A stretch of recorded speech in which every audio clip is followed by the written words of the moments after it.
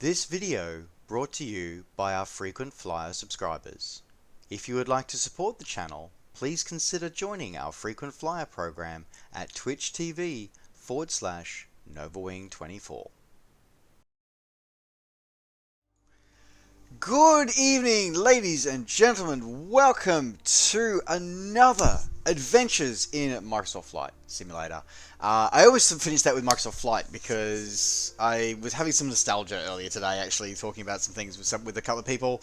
And yes, I still miss that sim. I genuinely still miss that sim. I know it is the most unknown and underestimated sim that I think ever has existed.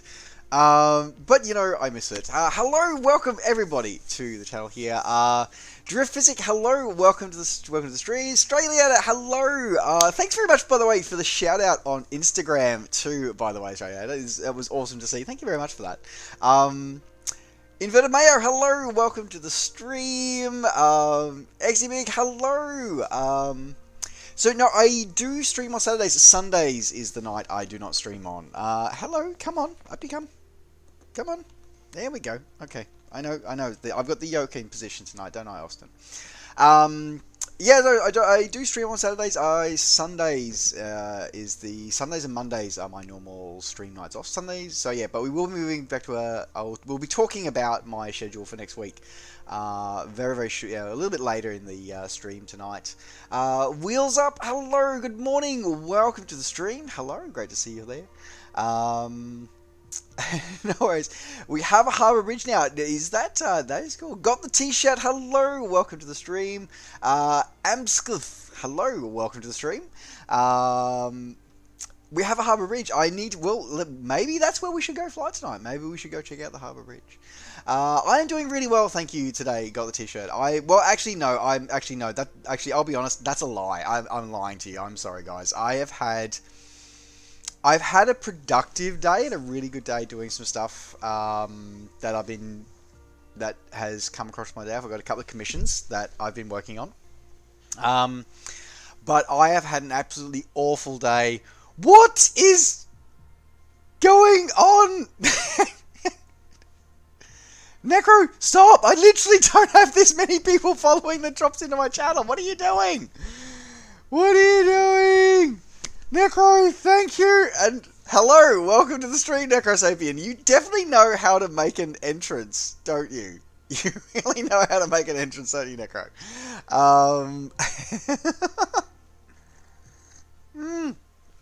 My God, dude. Thank you!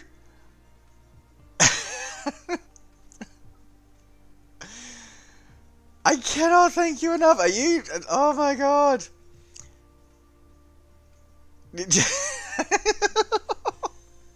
You definitely know how to say hi, don't you, Necro Sapien? You really do. Everybody say hi to Necro. I know, what a guy. Jay, hello, welcome to the stream. You just missed Necro. Well, it looks like you two had the benefit of it, but Necro just gave a gift. He gives us everybody. So, thank you. Everybody just got to give something. Congratulations, you just unlocked most of our emotes. Isn't that amazing, Austin? It's so amazing. Even Austin was like, high five. Austin was high-fiving me to high-five Necro and everybody here in the chat because that is awesome. That's cool. All right. Well, I was about to say, where should we fly tonight? But you know what? That sounds like a great... I cannot thank... Necro, I cannot thank you enough. Like, everything that you do for this community. Like, I just want to create an amazing community, and you're definitely being all about fostering that community. So I think they Austin. That's right. Well, Kitty, there you go. Kitty makes an appearance on stream. We get gift subs. There you go. All right, guys. Yes, exactly. Jay, so group wise, as I said, so one of the things I always like to say on my streams here is that for the vast majority of the streams that I do here, is more than welcome for everybody to join. I am always happy for everybody to join here on the streams. As I said, normally, I haven't updated it yet tonight because we don't know where we're flying yet. But by typing !flight in the chat, normally, you'll be able to get all the information you need to be able to join the flight for the night. But we haven't decided where we're going yet. But I think we're having great conversations about about doing it over here on about doing it. Where to fly tonight? Doing it? Where to fly tonight? I think we're going to fly Sydney because, as I said, apparently some Sydney stuff has been improved. So we should probably check that out. And it looks like there's a lot of people flying down in Sydney at the moment. Are we sure we want to do that? You know what? Let's make a bit of a journey of it tonight, guys. Let's make a bit of a journey on it tonight.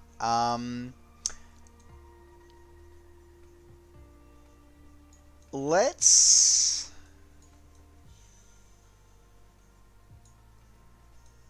Because I do want to check out Australia. So this is actually really good. So this is going to be good. If they have dropped this, it'd be interesting to see. Because I didn't see the update. But that's cool. Let's have a look here. So let's go... So I don't know whether to start or finish here at Shell Harbour. So you know what? Let's do... I do actually... No, let's finish at... Shell Harbour. Because Shell Harbour... I don't want to talk about Shell Harbour tonight. So what we're going to do is we're going to start at Bankstown. And then we're going to fly up around the Opera House and have a look at the bridge. And then we'll fly over Kingsford Smith. And then we'll finish down at... Oh, that is, by the way, make sure you say, I believe that's another streamer. I believe that's another streamer that's streaming tonight. There you go. Okay. All right, guys, let's start at Bankstown. So let's have a look what we got here. So let's go parking 21. We'll start as our departure.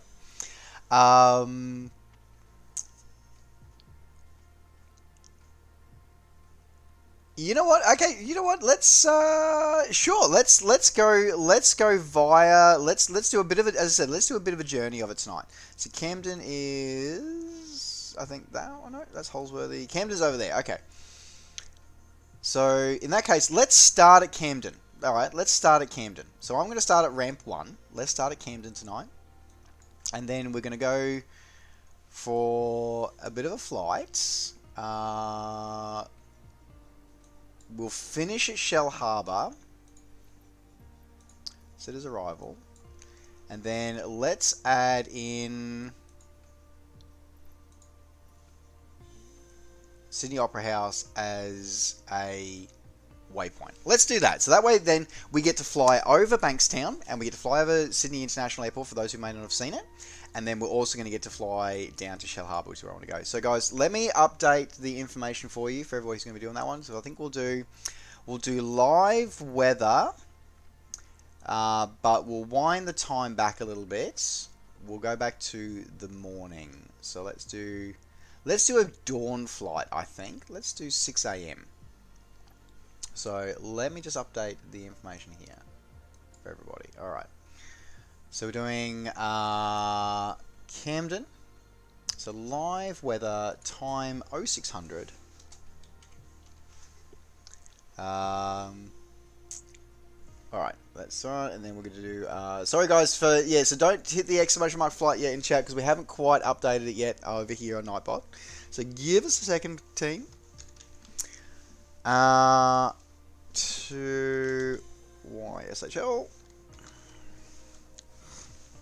Alright, and I think we'll do... You know what? Let's do the 152s. Let's do the 152s tonight. So we'll screw speed, say 150-ish. Heavy on the ish. We might go a bit faster. And we'll do Cessna 152s. So if you don't have the 152 in your sim, then 172 is a perfectly viable alternative. And got the caps cat on there. Alright, so let me update that one there for everybody. Alright guys, as I said, so Southeast Asia server, live weather, but wind the time back to 0600 for that one there today. Okay, so all players, live traffic. That should be there. Alright, let's spawn in. There we go, all coming through there. Let me load in, and while that's loading in, let me catch up on chat here, guys, because you guys have all been amazingly supportive here tonight already. Thank you for saying that you deserve these subs. Like, as I said, like, this is awesome. Thank you again. I have to say thank you everyone for supporting the channel. Like, I'm just here to fly and have fun, and I'm so glad that I get to share it with so many people. Like, this is really, really cool and really, really awesome. So, thanks very much for sharing and coming along for the ride. I'm pretty sure Echo dropped like 25 subs. I'm pretty sure he dropped. You're near Penrith, says Lost the Road. That's awesome. Oh, you have to download before. So is it a? So Osmond, is a third party download? Ah, okay, right. So I've only got a couple of third parties in here for the ones I've been reviewing. So I'll hold off on that one there for a while. Community mod, nice. That is good to see. Okay, not the base game. Okay, cool. All right. Well, unfortunately, in that case, I won't see this new Sydney Harbour Bridge. Unfortunately, but the other day. Game of Ash, hello, welcome to the stream. Great to see you. Yeah, there's a lot more coming out as well. That is absolutely right. So this should be cool. All right. So there we go. Actually, there we go, coming through. 152s. Yes, the 152s. As I said, I really enjoy the 152s. As I said, I took my first flight in 152 not long before this stream tonight, actually. So this has been kind of fun. No worries. As I said, guys, one of the great things about multiplayer as well is the fact that if you find a gamer tag here on the map on all players, you click on them and click that set a gamer tag as departure, and it'll spawn you mid-flight. It'll spawn you with that one as well. Also, this is my first flight doing a dawn flight, so this is kind of cool. What settings turned off? Mouse over cockpit controls. Oz, are you talking about the... As in, like, the highlight, it tells you this is what the control does in the cockpit? Or not sure? Not 100% sure what you're asking there, Oz, sorry. Because if it's just, like, the tooltips and stuff like that, then it's in the assistance menu. But if it's the... yes, this tooltip, same as it was in FSX. That part hasn't changed. Oh, well, that's not the right view for my head track IR. There we go. That looks better. Okay, I believe I should have GA already set up. I do. That is excellent here. Okay, let's see. Let me have a look.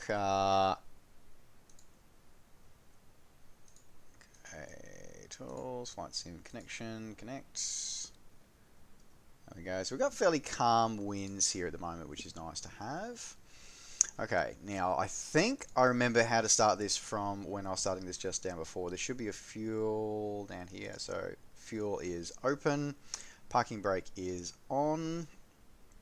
Alright, so I'm going to crank the throttle slightly. Mixture set to rich. I'm going to go battery is set to on. Alright, mixture set to full rich. Crack the throttle open. Magneto set to start. Engine is on.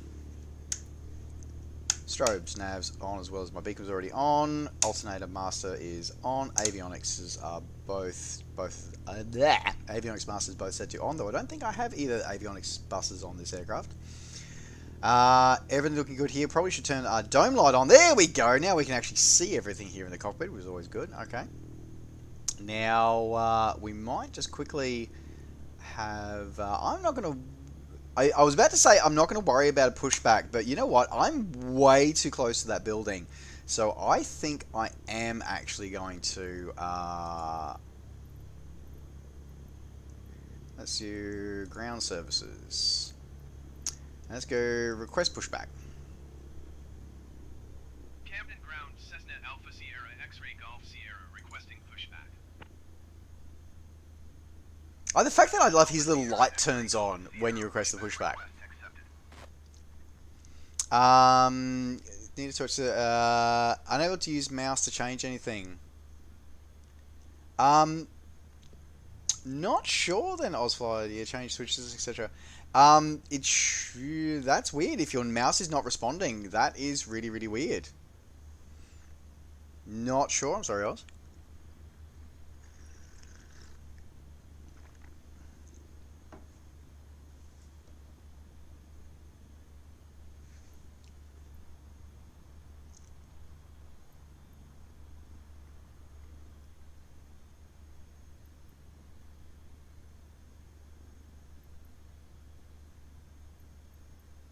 I will do pushback stop. Camden ground, Cessna Alpha Sierra X-ray Golf Sierra requesting the end of pushback. Probably should have called that a little bit earlier. I actually like the fact that there's a lag between when you ask it and when it actually stops being pushed back. That's actually pretty cool. Okay, so let's go request taxi depart to the north. Camden ground, Cessna Alpha Sierra X-ray Golf Sierra with whiskey request taxi for takeoff departure to the north. Right click move is the only way. Right click move view is the only way. So yeah, sorry Oz, I'm a little confused about what's happening for you. So the mouse is. Are you saying that you're having issues with the mouse just moving like click switching, or like, yeah, I'm not sure. Sorry, man. All right, let me, because I'm not familiar with this airport. I'm going to turn on the old. I'm going to turn on the old taxi ribbon so I know where I'm actually taxiing to today. There we go.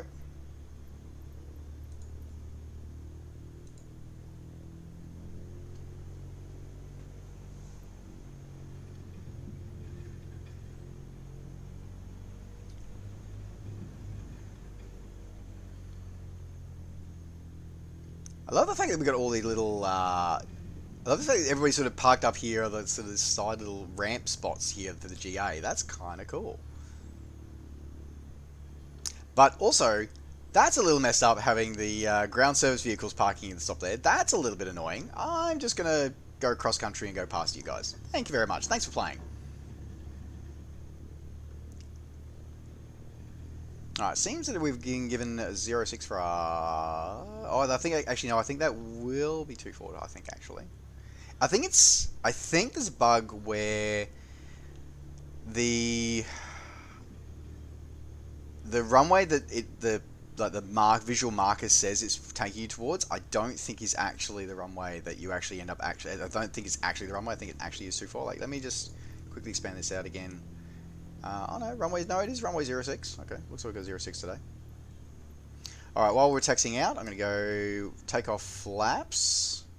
I'm going to turn my pitot heat is on. My landing lights are on there as well while we're taxiing.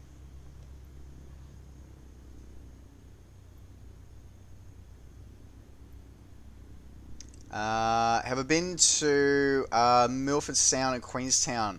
I have flown into Queenstown several times at various points during the development of this sim, including as part of a preview video, which I don't think ever actually got released. It is absolutely stunningly beautiful, and it's actually been great to see how that has the scenery there and the photo reel has actually changed during development. So I can absolutely say it did change during the development process. Okay, so we're doing 06 for our departure today, according to our in-sim ATC.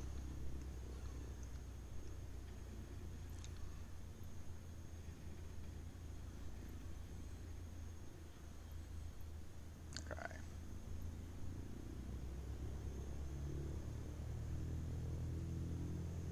Alright, so that's right, I have to go to Camden Tower.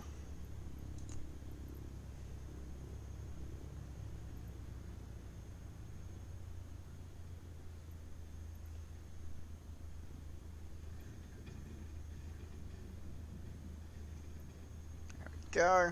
I wonder why I pressed there we go. Camden Tower Cessna Alpha Sierra X-ray Golf Sierra ready at runway 6 departure to the north. There we go. And this will be probably the last time I'll probably use ATC after this, I think. No worries at all, dude. Camden's a cool little airport. Like, I've seen there. I haven't personally flown out of it myself, but at least not in real life. I have flown out of it in The Sims before, so it'd be kind of, we'll just do a bit circuit over here as we take off here, but beautiful, beautiful sunrise departure here. All right, time for us to depart. Brakes off.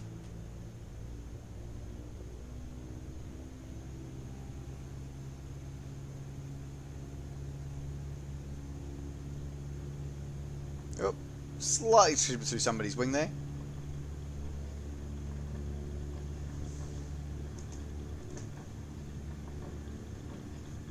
Didn't crack that rudder enough. There we go. It's a bit better.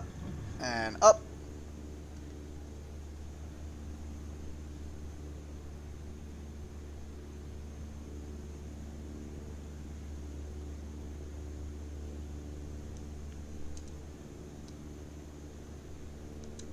Nice, easy trim, letting it accelerate away.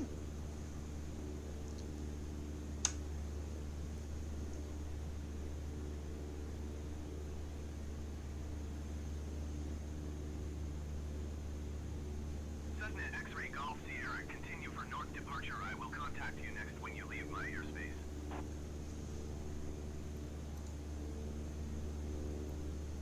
The one thing I'm getting a bit over is sometimes I know that, or maybe it might be my equipment, but sometimes I'm getting fine. Sometimes it sort of requires a double click before it requires things. Now we just might just circle back a little bit, do a left-hand circuit here, guys, so we can have a look over this airport again. Because as I said, I haven't flown here, Canada before. Clean those flaps up. Let's just do a left circuit here, guys, before we head outwards towards Sydney there. I just realised actually, just looking at because I have my VFR, sort of the map popped out on another monitor, and I've just realised it actually projects the ATC's area of influence around the airport on the VFR map. That's actually really cool, and that's actually really useful as you're learning sort of where's the airspace and stuff like that around the airport that you're operating out of. That's really kind of cool.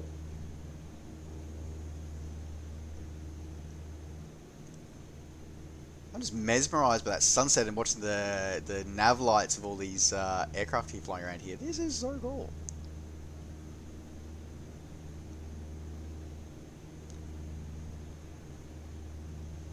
Okay, I'm going to back that throttle off a little bit. I think I was being over-optimistic when I put 150 knots there. I'm pretty sure the VNE of this aircraft is 150 knots, so probably going to be sticking probably around about 110, I think, for today's flight. Sorry, guys. But that's okay. I think we're all in 152 so far, which is fine. As I said, for anybody who's wanting to join, please use !flight for all the details. You're welcome to join. I'm just loving that dome lighting and that beautiful sunrise lighting outside there.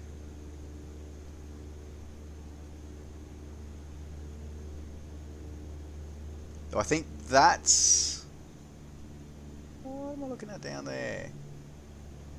I think you're looking at the photoreal imagery of the airfield with actual aircraft sitting there. That's awkward. Or maybe no. Or maybe actually no, it might be parking spots.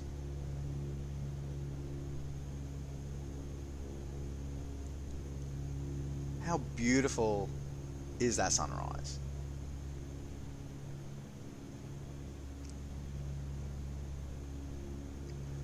Alrighty, well, this gives a chance to, we'll head out now. So we might stick around, what altitude are we at the moment? About 1500 at the moment. You know what, I think I'm pretty happy actually, because I think we want to stay fairly low.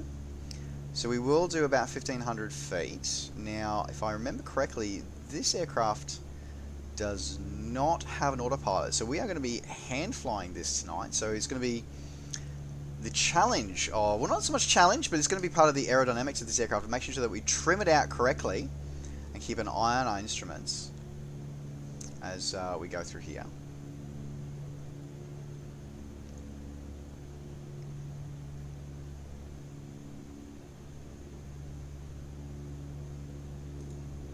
So I'm reasonably sure, yeah. So it's the this 152, yeah. There's no glass, so there's no. It doesn't appear to be an AP in this aircraft, which which is, I'm actually, you know what? I'm actually happy about that, because that means that this is a aircraft we get to enjoy and we get to hand fly.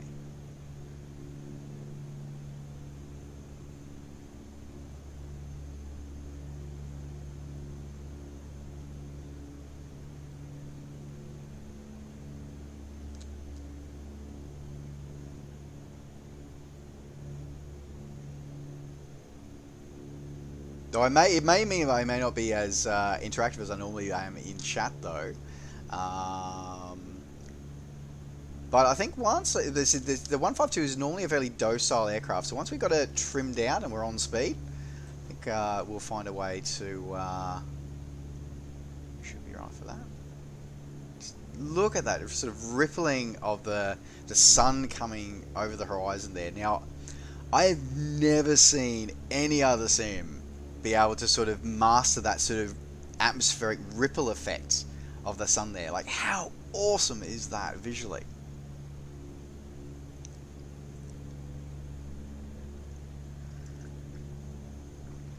Alrighty.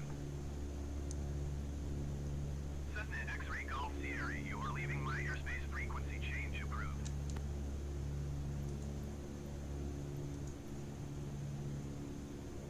Thank you very much for the frequency change. Sierra X-ray Golf Sierra frequency change. Okay. Now we'll just conveniently forget to change our frequency then, so we can it goes without the perils of ATC.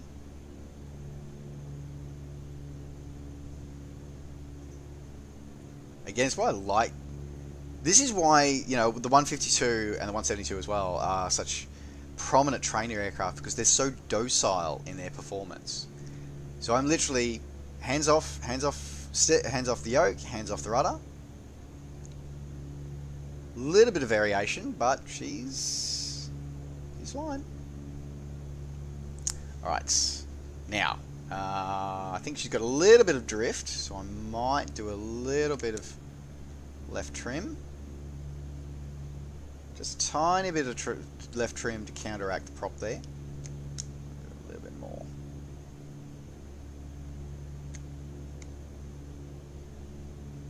There we go. Alright, gives me a chance to quickly nip outside for some beautiful screenshots. And hello, look at this! Look how awesome this is with all of these 152s together. How amazing is this? And also, hopefully, it will give me a chance to catch up on chat here as well. Thank you so much, everyone, for joining in these flights tonight as well. I hope everybody else, by the way, I got asked how my day is going, but I hope everybody else's day is going really, really well as well. Let me quickly sip my coffee and catch up here. So, yes, I was flying. I'm sorry, I'm not sure what's happening with your mouse there. That says, yeah, not so sure what's going on with your mouse there. Sorry about that. Yeah, so hopefully it was. I know the Seacliff Bridge you're talking about there. I think so. I think I know it anyway. We'll see if we can see that as well. Ozwookie, hello, welcome to the stream, my friend. Great to see you. Paul Osmond, great to see you. Yeah, great to see you. This is VR. Yeah, I think it really, really well. Absolutely will be. All came good. So one thing I've noticed, Ozfly, is actually it's interesting that you say that it suddenly came good, because oh wow, look at that lighting. Look at that. So I've noticed a couple of times myself where the sim has randomly, I've lost controls in the sim, and if I've switched views and then switched views back again, I've found that I've been able to recover the recover controls. I have noticed that a couple of times. It doesn't happen all the time. It probably only happens to me once every couple of flights. But I have noticed that before, so it is interesting that you said that as well. Yeah, for you, just suddenly said it because it started working again. As I said, it's a bit weird, but sometimes it seems to do that. I'm loving seeing like all the nav lights here as well, and just seeing this. I really have to say that I think that definitely Microsoft and Asobo have really nailed the multiplayer experience. I really think they have. I think the one thing it doesn't do at the moment, I think it doesn't do weight turbulence at the moment. But I think that might be how to. But I have a feeling it does do weight turbulence but for the auto-generated AI or the live traffic AI, it just doesn't do weight turbulence in terms of these group flights with multiplayer aircraft. I think it's not transmitting. I think it might. I'm just speculating here, but I think it's transmitting the physical location data and like the data about where the controls are and things like that. But it's not transmitting like the aerodynamic data and stuff like that. So that's why you're not getting the weight turbulence off the other aircraft at the moment. But still, how awesome! How beautiful does that? Just looking at that beautiful sky, the sky colors changing there.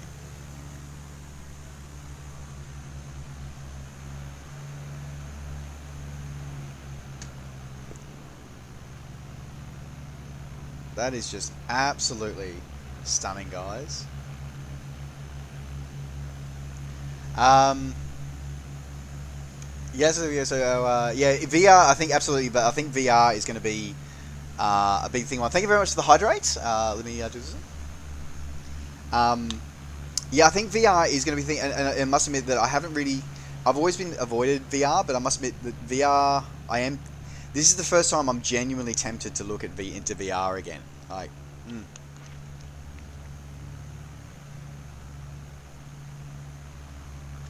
I'm still not 100% sure I'll get into it, but I am. This is genuinely the platform where I'm actually tempted again to actually consider going in towards that. Forget about the Faja.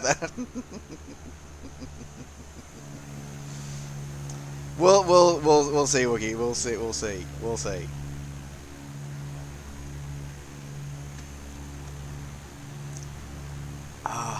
Such a beautiful thing. All right, let me. I do have to jump back in because we have to slightly, because I think I've overcorrected the.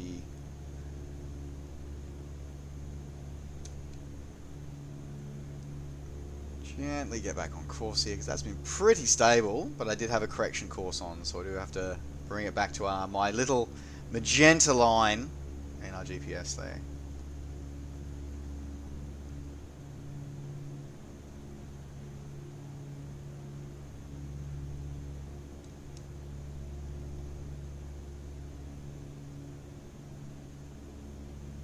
I must admit that I thought I had... Oh, there's my tachyometer. Right, okay, there it is. Okay.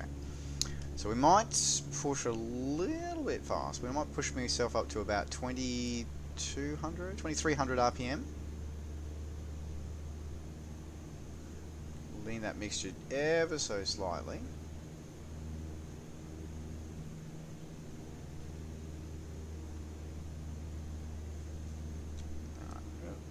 Trim that nose back down again.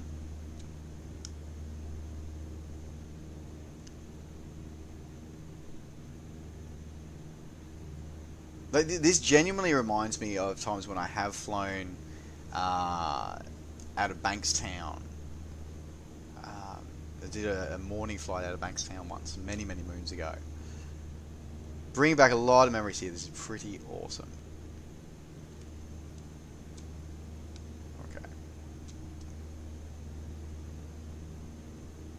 Now, speaking of Bankstown, Bankstown should be coming up on pretty much almost underneath us, I think, very shortly. Alright, let's go. Watch that trim again. A little bit of nose down.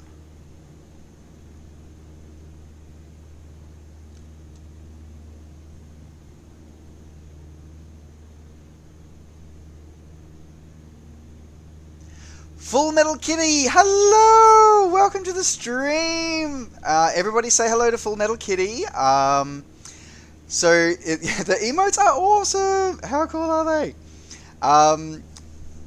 Full Metal Kitty, I do want to give a shout out to Full Metal Kitty because Kitty is... So with all the business... so for many of you who are new to my channel here... I'm a Mixer refugee, so I was a streamer over on Mixer, fairly small, but you know I've been around for a while. And when all that business went down with Mixer closing, a lot of us were rendered homeless, and Full Metal Kitty and the Titan team was able to welcome me over here to Twitch and be able to help me introduce me to everybody who is joining us tonight and the VODs later on. And I'm very grateful for her and all the Titan team for taking me in and giving me a lot of advice. So I probably wouldn't have kept streaming if it wasn't for her and the team. So I just want to give a shout out to her and Little Big Dan for looking after me and making me feel welcome here in the Twitch family. So there you go.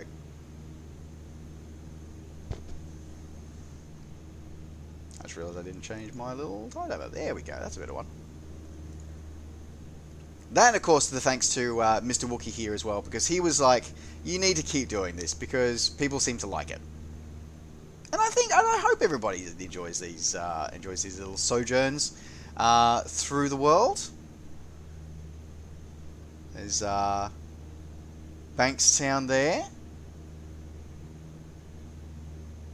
So, fascinating airport, Bankstown, by the way, as well. I'm actually going to switch to external view for this one because I do want to talk about Bankstown for a second. So, Bankstown is a fascinating airport. It is Sydney's second airport, but it doesn't have an ILS.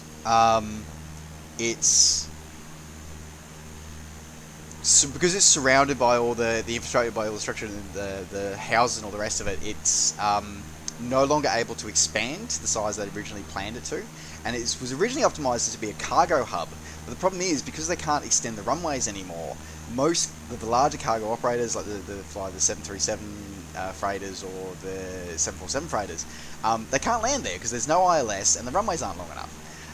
So it does a lot of commuter feeds with Metroliners and caravans and ATRs doing the freighter work. But as I said, because Sydney weather can be so terrible, they can't fly during bad weather or use night ops. So they can do night ops, but they can't do bad weather ops, which presents a lot of challenges. So it's really interesting. So I'm a bit worried about what's going to happen with Bankstown in the future, because of course, as you can see, there's a lot of houses nearby as well, which are very upset that they have an airport, a 3-runway airport right by their backyards. I hope that we don't lose a piece of aviation history because of developments in the next few years with Bankstown, because Bankstown there's a lot of history there with the RAAF and aviation in Australia at a Bankstown. So I hope we don't lose that as well. There you go. I know the sun, right? The sun is just absolutely amazing in the way it's modelled here in this sim. It's just absolutely mind-blowingly amazing.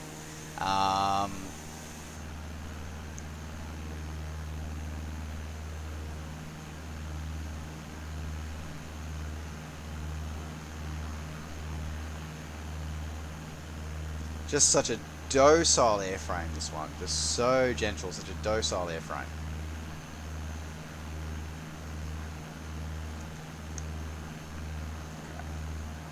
Okay. Gently on the trim tabs. Should be good.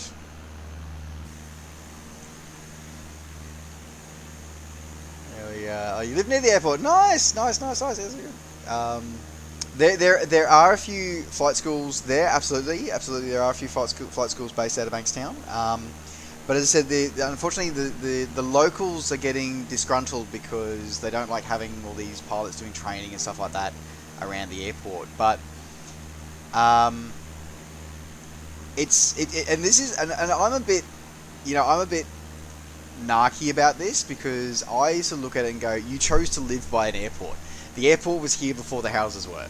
So you chose to live by an airport. You can't complain about the airport and the airport noise and the airplanes operating out there. Like you can't. You don't get to complain about that stuff because you chose to live by the airport. So that's a frustration point for me. It genuinely is. Okay. Right. I think I'm gonna have. That's the thing, is that you pay less for a property near an airport because the value is less. So don't complain about the airport.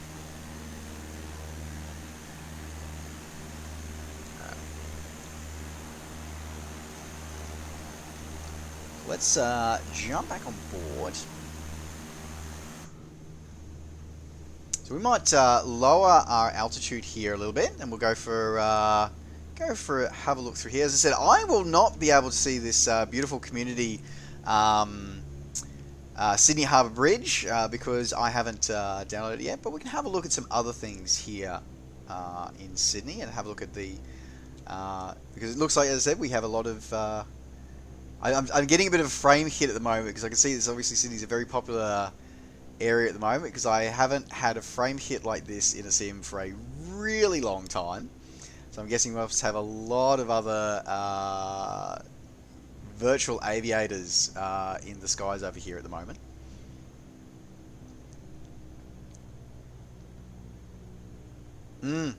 Yeah, Ozfly and Kogas, absolutely is. You get a lot of it, and it's sort of unfortunately the reality seems to be is that more often than not, councils seem to want to shut down airports in short-sightedness and hand the land over to developers.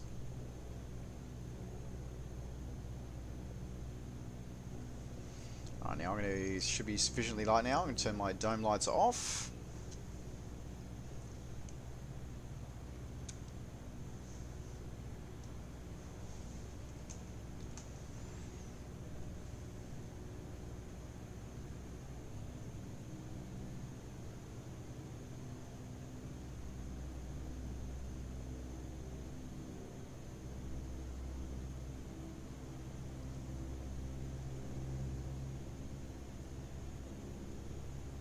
Yeah, it is. I am getting a bit of lag, as I said. It's the spawning in of all the or the rendering of all the other virtual aviators. It's one of the, as I said, it's interesting because I'm getting a lot of ground traffic as well spawning in at Kingsford Smith, as well as all the real life traffic, all the real life or the other virtual aviators who are flying around here in Microsoft Flight Simulator.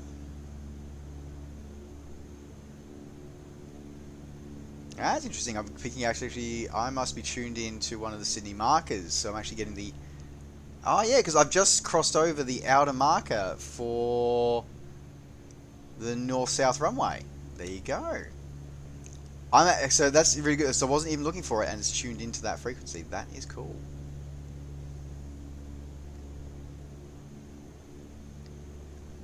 I said, yeah, as I said, I will not get to see this amazing community-made bridge, unfortunately.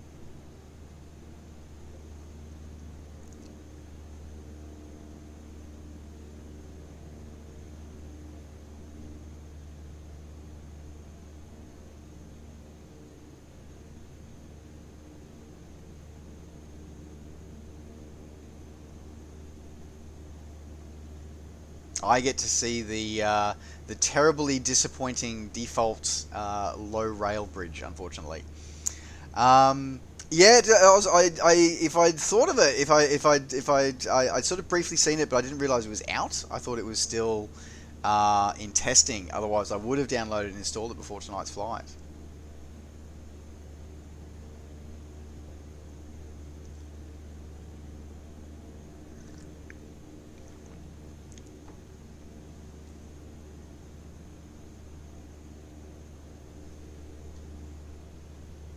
Black Wolves, hello, welcome to the stream. Good to see you.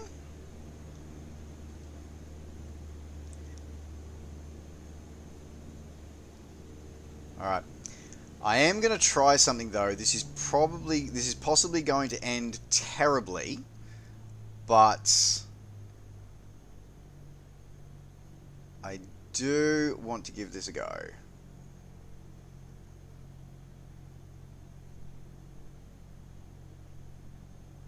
This is not a photogrammetry bridge, so theoretically, I should have clearance under this bridge.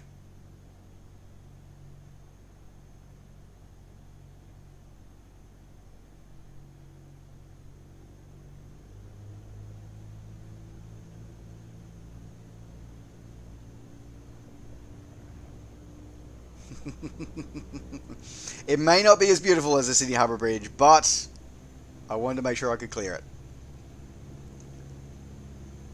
Alright, now we'll do a quick orbit over, reverse my turn, and we'll do a orbit over the Sydney Opera House. Oof. Lag spikes. Bit of lag spikes there. Yeah, well, you know, I know that's your thing, Ozfly, is that it is the thing for you to do it using the 747. I know you were very infamous for doing it in FSX.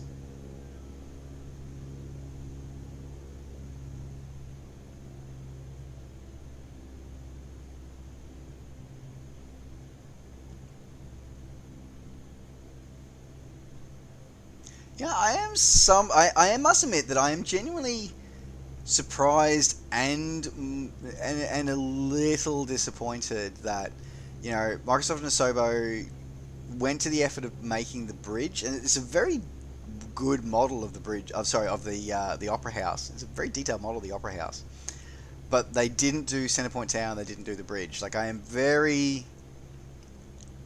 I think maybe disappointed is the wrong word, but I think definitely surprised that they didn't, especially considering that it was in their legacy sim as well. So but the fact that this model is actually, the proper textures are on the sails as well, like, it's really, really impressive model. So very disappointing that they didn't make it with the Sydney Harbour Bridge and the Centrepoint Tower. Now, I did want to just highlight this for a second here. I want to give a fly over this. So this is an AI ship. So there is limited boat traffic in the sim. And this is one of the auto-generated boat traffic that comes in the sim. So I'm just flying over. I know the ferries have helipads on them, but I just want to see if the cargo container ships have helipads on them. Probably more important for knowing when helicopters come into the sim, but also potentially for any cub flyers who may want to do some stall landings on their boats. No helipad on that one. That's okay. All right. So what we'll do is we'll follow the coast down. I think we'll follow the coast down. So throttle back up.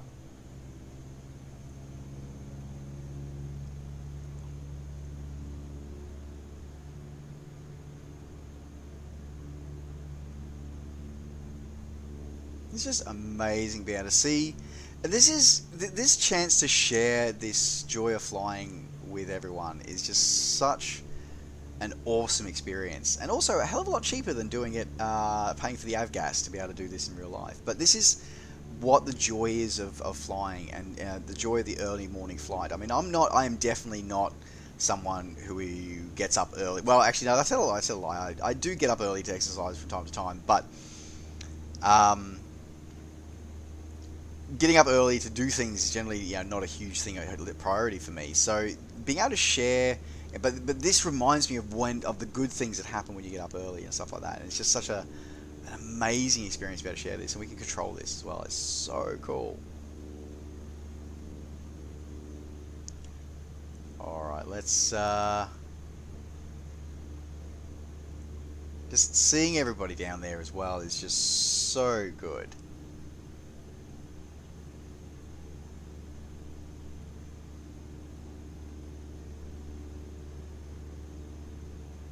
Alright, let's we'll keep it around about sort of 1,000 to 1,500 feet. We'll just do a circuit over the entrance to Botany Bay here, and then we'll head south.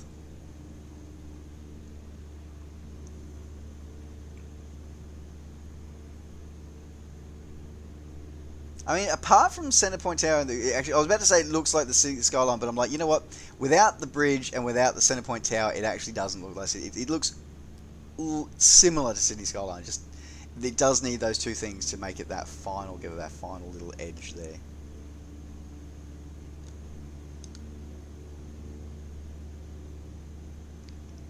Where the hell did that Cessna come from? Pretty much. If we ever had a merging of the databases between the live online players and ADSB, I think we'd have all sorts of problems, I think. Bondi Beach, yep. No 401 ST, thank you very much for the follow. Welcome to the crew. Great to have you on board. We are just flying down in Sydney at the moment, in the beautiful Australia. If you are interested in joining us, and anybody else in the chat who's welcome to join us, please type in !flight, and all the information that you need to join us is going to be available there for you. Alright, I'm going to trim this aircraft down a little bit. RPM's 2200. I'm going to bring it back down to about 2100 RPM.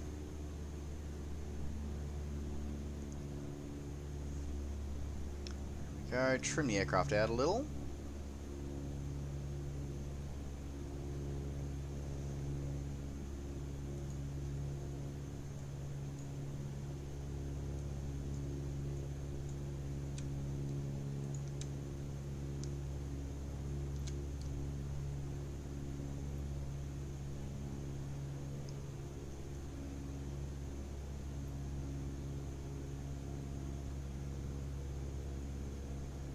I remember walking all along the sort of like some of the public areas of the rock walls up here a few years ago.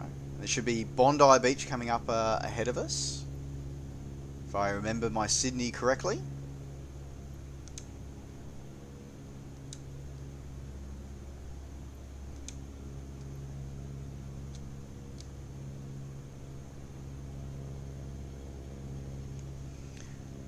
The was it Bondi Vet, wasn't it? Was it Bondi Vet?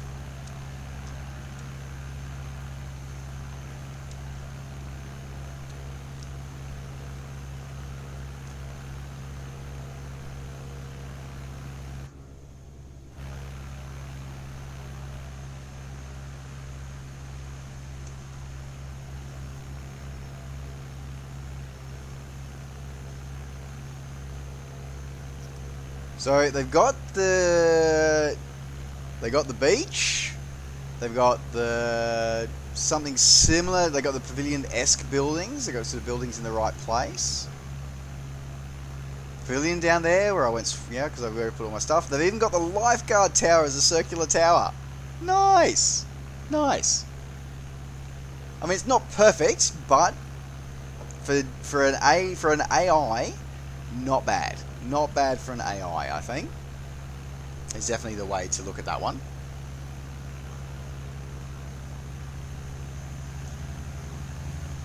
I just quickly catching up some of the chat here. Can't wait for Sydney Pack. Yeah, so that's right. Yeah, Sydney Pack. I'm sure there'll be lots of. Yeah, there are a lot of landmarks that are not around, and it gives room for developers to be able to produce content and stuff like that. It also gives room for Microsoft to grow as well. Like, here's the thing, guys, is that, you know, this is for them, they've already declared that this is the start of a 10-year journey for them. So they will be bringing a large amount of content to the sim into the future, which will include things like updated landmarks, updated photo reels. So we've got to give them something to do. They can't give us everything that they get out of the gate, that's for sure.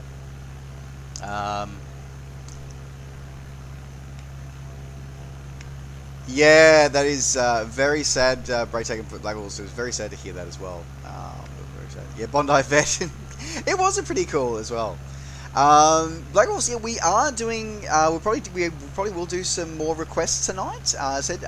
So don't forget, folks. If you are wanting to request, you can request aircraft, or you can request airports to have a look at, or cities to go to. Just use your frequent flyer miles to request them. You just use click on your little channel points icon, click on there, and you can get the information of the points you need to be able to request an airport for the night. Hot Pal, hello, welcome to the stream. Yeah, we're currently flying in Australia at the moment, and we're checking out some of the cool parts.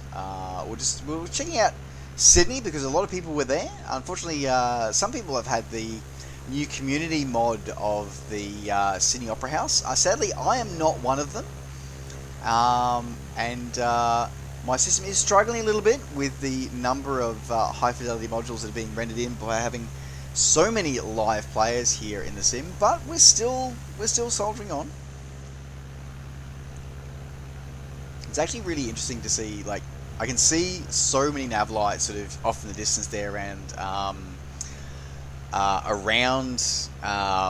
Sydney there, and there are 36 high fidelity AI objects lodged in that are AI, so computer generated but high fidelity modules, and plus however many live players are also flying around exploring Sydney at the moment. So there's a lot going on around here at the moment. So my frames are starting to. I'm cooking a few cycles on my CPU at the moment. That's for sure. Dread Midas, hello, welcome to the stream. It's great to have you back again for another day. We don't have hot balloons. We do have inverted Cessnas. Well, you know, we got to have something. We've got to have something to keep us all occupied. That's for sure. 92,000 miles to the job line. Well, you know, you'll get there. And No Blue, hello to you, and hello to your kitties. I hope that Leo and Ferdy are doing well. The lag is real today, sadly. The lag is real. Game of Ash, I hope that, yes, welcome back. I can't believe it's crashing on you. That's not good. Though it was funny, actually. I was watching another streamer. There's another Australian variety streamer that I was watching. And she was giving it a go, which is great, but it kept crashing on her too. So there are still a few loading bugs that I said, well, which we do have a patch for that's coming out sometime in the next week. So about the next 7 days, we will have a patch coming out. So hopefully sooner rather than later. And I'm watching our descent going. We're descending a little more than I think I trimmed out for. So we probably might do some positive trim, I think. So I quickly grab another beautiful screenshot. Alright. Inverted system with your airplane here. This is also very, very true. Very, very true. Now, we've definitely bled off some altitude. We should probably climb up at the moment. We get back up to that 1,000 feet.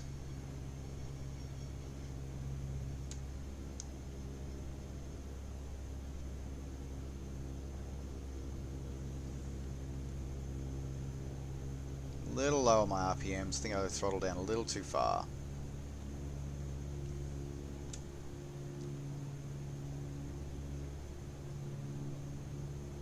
The number of times that I've flown, well, that I've been in down the back on aircraft that we've flown into Sydney here, it's sort of really bizarre but cool to be able to sort of see it. Admittedly, it's a little laggy today, but as I said, sort of be able to see it in the kind of like out of the box quality that I look out the window there and I can go, yep, no, that's the, you know, that's the island that you fly over. So you know, especially when you're going downwind. So when you're flying the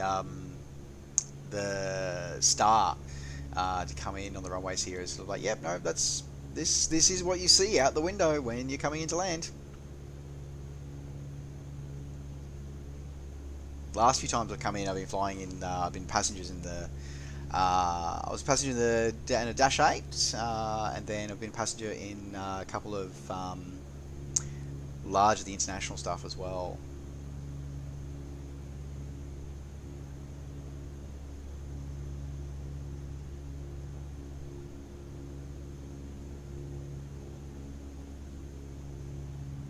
Like I say, if that citation is trying to keep information with us, I'm pretty sure we are below the citation's VREF, I'm pretty sure.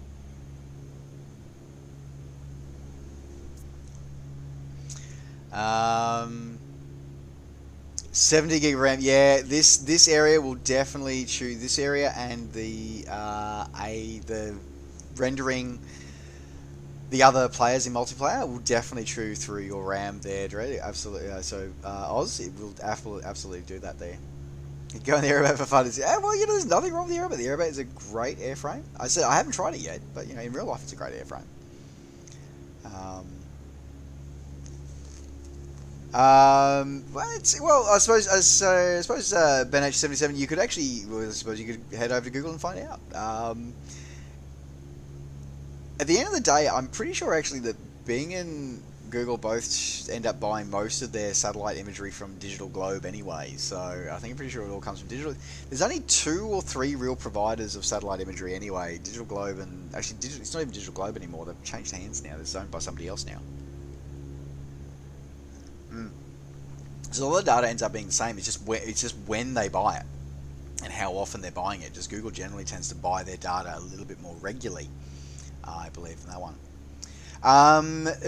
So my settings are not ultra. The one step below ultra is what I'm running for my sim on this one.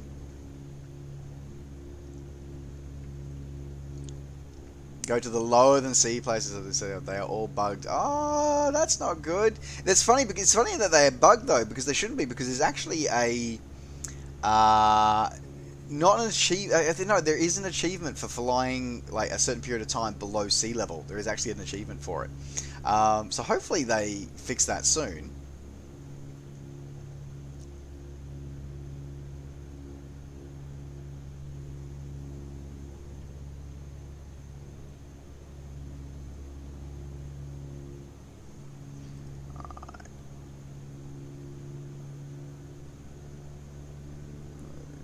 2200 on my manifolds. Trim that back down.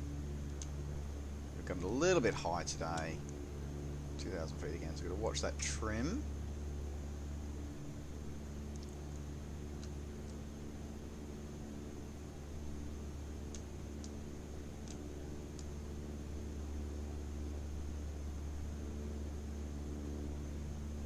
Oh, somebody coming by on a 747 coming into land in Sydney. Well, at least they're following the approach procedure. Well, at least the approach path anyway.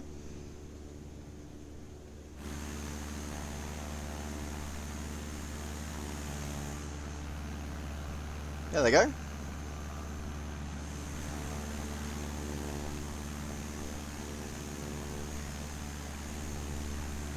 And we're just going to cruise happily along with our Cessnas because that's what we're here for. We're here to enjoy the thrill and fun of flying and just relaxing and being able to enjoy the world and let the world pass us by at a sedately 100 knots instead of 200 plus. Because I always think that this is a sedate way of seeing the world.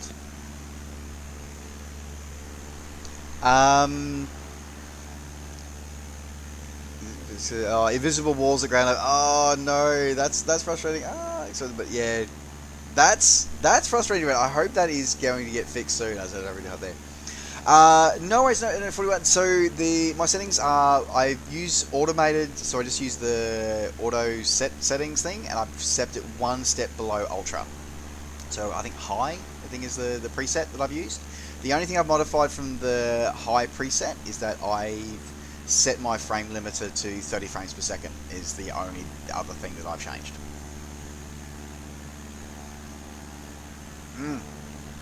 Absolutely, Osman. We are sightseeing. As we head down here, we should be once I start unloading all that AI out of Sydney airspace, we will be fine. But you know what? Let's head down a little bit lower. We'll go down a bit lower, and we can enjoy some of the. See how the scenery along the cave line, along the shoreline, is rendered here. Though I've realised we probably should be flying from the co-pilot seat rather than the pilot seat for this one, shouldn't we? To get the proper viewport experience. Drop my RPMs back as we descend because we don't want to overstress this little airframe because we are not in the aerobatic version of this aircraft.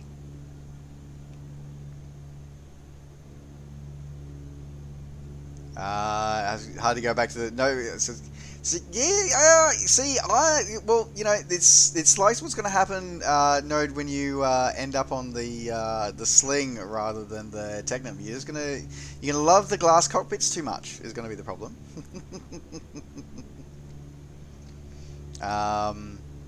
Yeah, so it is fun. So I'm actually looking forward to making some missions and some various different racing missions. I'm looking forward to making those here in this sim because it's going to be so much more amazing. The visuals are going to be so much more amazing doing the racing stuff in this sim than in previous ones.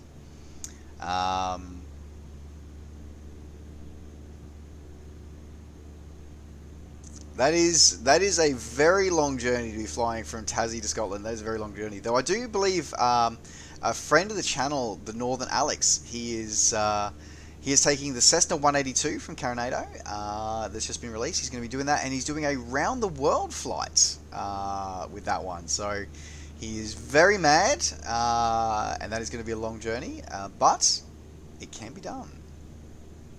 I know there was a young aviator that I interviewed several years ago that flew around the world in a Cirrus SR-22, and that was a fascinating story. And I believe he was the youngest at the time. He was the youngest pilot to have successfully completed a navigation around the world. Random piece of information for everybody, that is a United Airlines aircraft, which I'm guessing would actually have proper United colours on it. No, can't see. Okay. Because I've noticed that Microsoft and United must have some form of deal because Their aircraft tend to actually appear as actual United colour schemes in this aircraft, in this sim, which is always rather interesting. There's just leaving over here at the moment, so. Oh, the Aeropost! Wow, that thing is fascinating. I've seen that for Alexander. Yeah, he did. So yeah, I thought I saw it on the stream. I was busy doing a couple of things today, but I didn't get it, so I didn't join in. But that is so exciting that he's doing that. I'll have to make sure that I join in on a leg or two of that tour of Ash. I do have to do that. Paris to Moscow, no problem. Oh, the DX12. If this is what we get on DX11, DX12 is going to be incredible. That is absolutely right. To figure out whether flying so many choices. And that's actually one of the things that I like about programs like FS Economy or Air Hauler 2, for example, is that it gives you a reason to fly places you may never have ever thought of flying. So I love programs like that give you a reason to fly somewhere that you may never have flown before.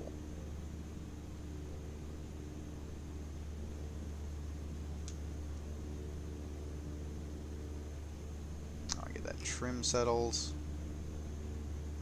Speed's a bit all over the place tonight there, guys, but I hope you're all enjoying the scenery as we fly down the coast here. I definitely am.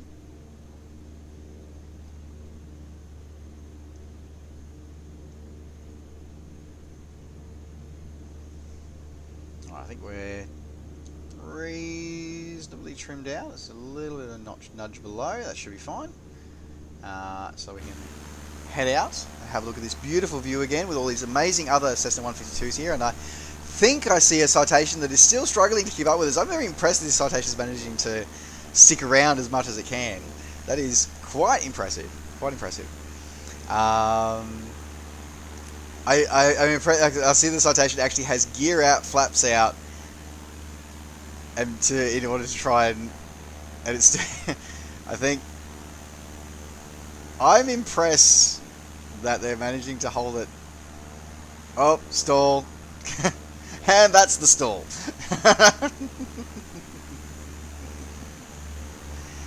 Nose down, clean it up.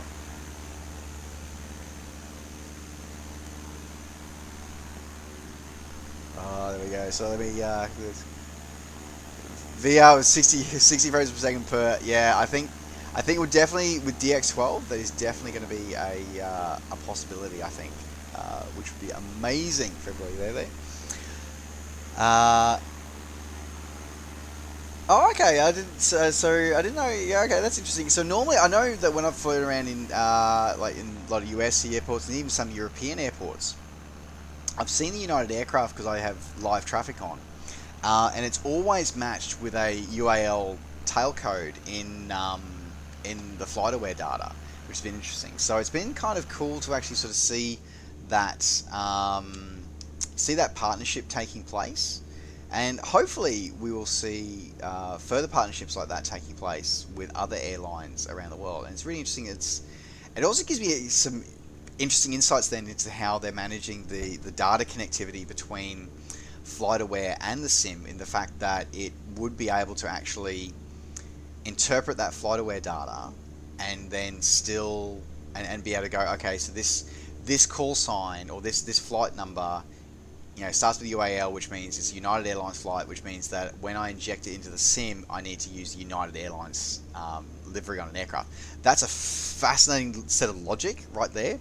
I'm sure it's in some ways it sounds simple, but in some way, but I also know that it would not be simple in any way, shape, or form to program that. And I'm fascinated to think that that is the kind of detail that this sim's already going into. And as I said, we're only sort of 2 weeks into since release here, so this is amazing to say what the future is going to hold for us. I think. Yeah, autopilot is definitely hold for long flights. Yeah, absolutely. But you know, you got. Or you can have an aircraft like this that trims out almost perfectly, and you only have to check it every now and again. Slave Lake, Alberta to Grand Prairie in Alberta. Nice. It's going to be long and slow flight there with Alex, but it should be good. Captain Sabi, no, my flaps are not down. My flaps are retracted.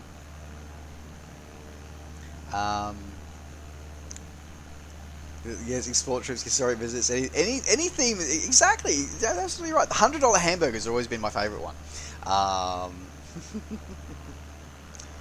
We all need to upgrade all that guys. Well, you know, there's the meme kicking around at the moment that you sort of that with the new 30 series cards coming out that we're all going to need, you know, external power supplies to be able to like, you know, these giant generators to run our cards. Because I heard a rumor or saw a rumor somewhere that the top end of the 30 series cards is going to take up 3 SLI slots, and I'm like, how much power is going to be in this card? Like, what the hell?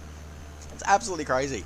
But, you know, that's kind of where we're getting with this one. Goes the all the Lord of the Rings shooting places. You know what? That is a great reason to go for this. As I said, I did a tour many years ago of the Land of the Long White Cloud tour, where I explored New Zealand, and that was one of the tours that we did. It was part of what the landmarks we looked for was where we would where Lord of the Rings was filmed, because that was done in FSX and prepared, and not like the photoreal scenery that we have here. Which would be interesting to recreate that. I think I have all the flight plans somewhere. We might recreate that. I think as one of these series there. Aladdin, no worries. Welcome to the stream. Great to have you on board. $400 is my monthly money. 3 slots. Wow, that's crazy. There's 3 slots. That is nuts. Genuinely nuts.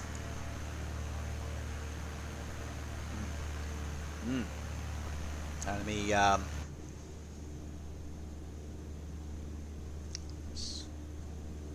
little bit of left pull at the moment. I think I need to put a little bit more right trim in, I think.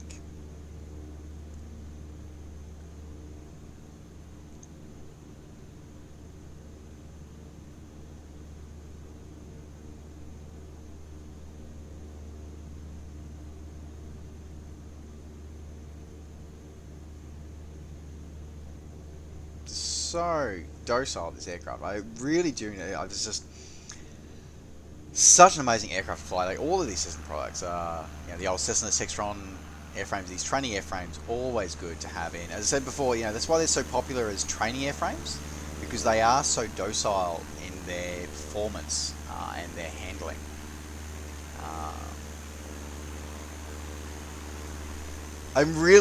I have to full shout out, full props to the citation pilot that's keeping up with this information with us, because that is some amazing flying skills that we're getting to see an example of there. That is awesome.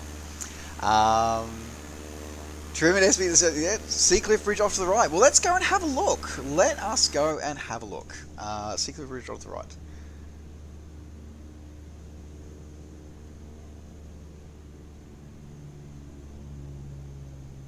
Throttled out, drop our altitude. Again, this is a great thing we can do. We can sort of go and explore with our local guide here tonight.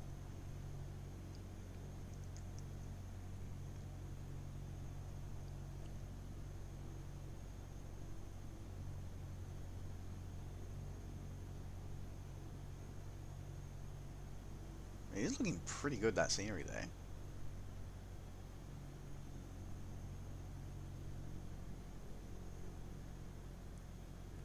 I was gonna say, I'm pretty sure my motherboard only has I'm pretty sure mine only has 2. Maybe it's got 3. Oh, look at that, and there's the bridge. There it is. So they put this bridge in, but they didn't put the Sydney Harbour Bridge in. I don't know whether to be pleased about this or more annoyed. I honestly don't know which one to be more annoyed. Like, and I was gonna say, that's a good question, Joe, because I literally just upgraded my motherboard because my CPU burnt out at the start of the year. Sort of like around about May, my CPU died. So I had to May, my CPU died. So I was we're out of system for a month, and I had to buy a new CPU, new motherboard, and if I'd known that these cards were going to need 3 PCI slots, I would have got a different motherboards set up.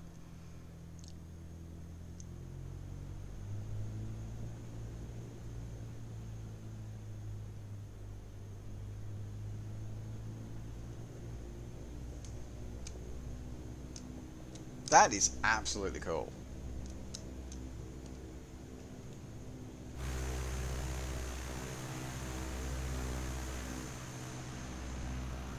I am genuinely impressed that that's there. Also, as I said, slightly annoyed that this bridge is here, but the Sydney Harbour Bridge is not. Like, that is...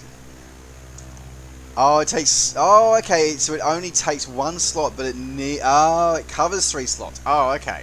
Well, in that case, that's not so bad then. No, it was Inverter Bayo. Thanks very much for joining. Take care. We'll see you next stream. Oh, okay. That's right. Okay, so it takes 1 slot, but it covers 3. Right. Okay. That actually makes more sense now. Right. Thank you.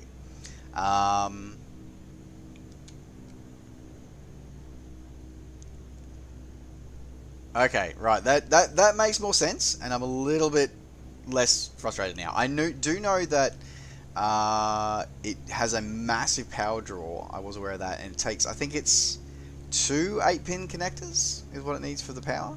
I think it says great. Okay.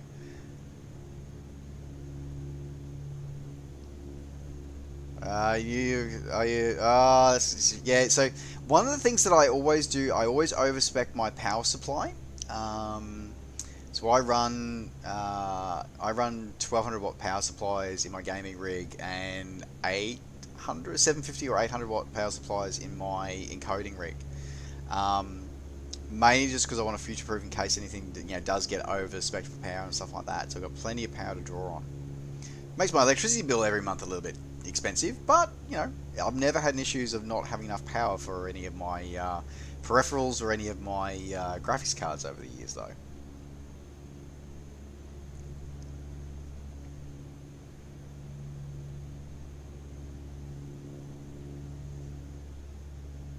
Three power connectors. Wow, that's 1080 CCS. So it must be three 8-pin power connectors. That's gonna be it's gonna need a lot of go juice. There's a lot of go juice needed apparently for this new sim. Sorry, not new sim, new graphics cards. Well, let's be honest. This new sim actually, well, you know what? In a way though, this sim doesn't need as much hardware. Like there are certain things, and I've talked about this on a YouTube video that I put out on my channel. I talk about some of the biggest things which impacts frame performance are to do with the rendering of the high fidelity modules, and we've literally seen that tonight. Is that we've especially anybody who's been watching me stream for the last few weeks, is that we've only ever had issues with streaming when we've had a large number of the high fidelity modules get rendered in. So whether that's because we had the ground aircraft traffic at 50%. And rendered in all those beautiful aeroplanes, but just killed the sim. Or tonight when we've been flying around Sydney and we've had so many other virtual aviators all enjoying and sharing the skies together, where it has chewed up a little bit of space. But there you go. I think I might even turn my my ground AI traffic down a little further than I already have. I think, but we'll see. Alright, so 2100 RPM. I'm going to push the throttles forward just a little bit more to 2200 RPM. And I'm going to trim that down and nose down a little bit.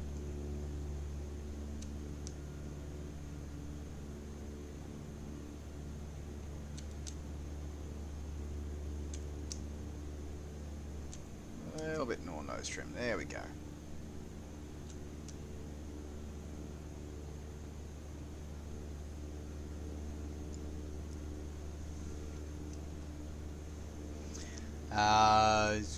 Just quickly, yeah, we don't know why the Sydney Harbour Bridge is not in the game. I don't know why. It seems very weird that it's not there, because it really should be. And it's perplexing to me as why it's not.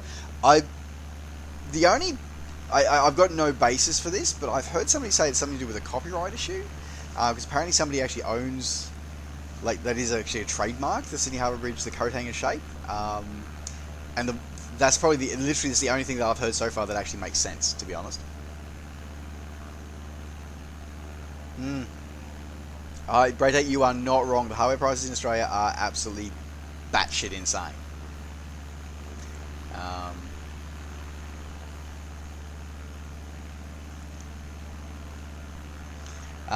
This 747. Oh, okay. So I was about to say, because I'm curious here, because we're about to fly into Shell Harbour. So, guys, one of the reasons why I did want to, while we're flying into Shell Harbour airfield tonight, is one of the people that you may see come here by the channel on a semi-regular basis. You'll see somebody called Oz Flight Sim Expo. So Oz Flight Sim Expo is a representative, funnily enough, of the Australian Flight Sim Expo. Now, hopefully, in this world of COVID, it will still go ahead. But as long as it does go ahead, then we will actually be, it'll be it'll be a chance to meet a lot of Australian flight simmers. So if you are in, well, as I said, if it all goes ahead, of course, I feel kind of bad promoting something that it may or may not go ahead. But if it does go ahead, and we are all able to travel interstate, please consider heading down here to Wollongong and to Shell Harbour Airport.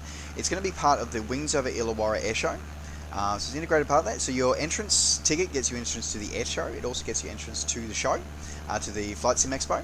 I will be there. As I said, as long as it goes ahead, I will be there. I'll be there as a medium. I'll be looking forward to hopefully meeting many of my fellow flight simmers from around Australia and potentially, I would say around the world, but let's be honest, global travel isn't going to be open by then.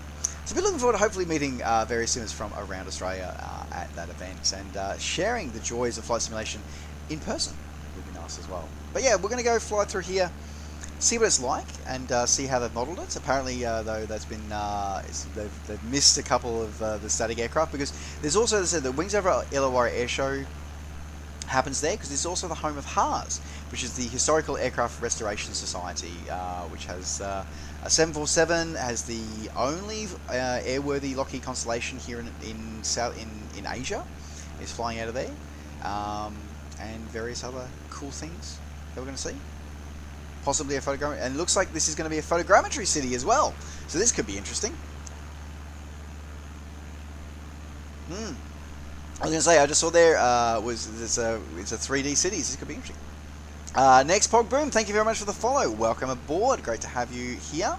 And thank you very much for the hydrate. I should probably put some water in my caffeine system.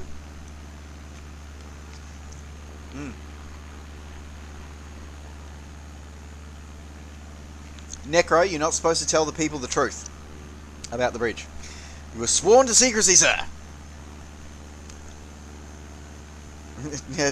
So we need that meme. That was possibly the best meme I think I've ever seen. Was that how? I'm not saying it was aliens, but it was aliens. But it was the best one I've seen so far. Is actually I'm not saying it was aliens. It was Australians. I think is the best one of that I have ever seen. All right. Let's head down here through Wollongong, and we'll do a bit of explore through this photogrammetry city.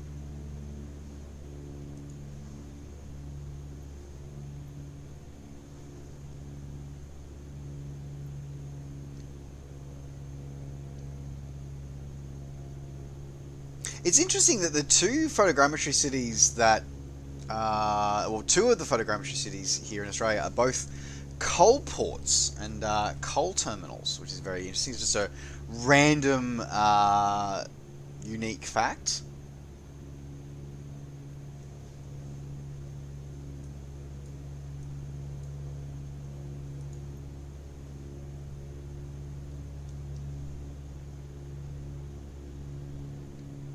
We might have to stop for a snack. So, to everybody who may be not from Australia who's on the stream tonight, so snag is our sort of our way. It's a snag, or as it's a very traditional Australian important meal. It is a sausage on a piece of white bread, which has been covered in margarine, usually with some form of tomato or barbecue sauce. It is a national dish that is extremely important. Also comes out at every Saturday, and every Saturday and Sunday at large hardware stores. Sausage Digital, which we gold coin. We raise money for charity and by buying a snagger, and also of course the democracy sausage. The other time of the year where you will find snaggers in abundance is on election day, where you will find at your local polling venue, you will be able to enjoy a democracy sausage.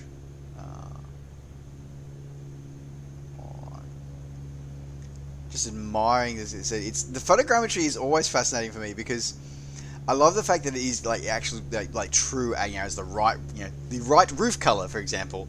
You can read signs and stuff like that, but it rises to some quirks in the way some buildings and trees get shaped and stuff like that. Always gets a little bit quirky. I always love looking for some of those quirks as you fly along like ridge lines and stuff.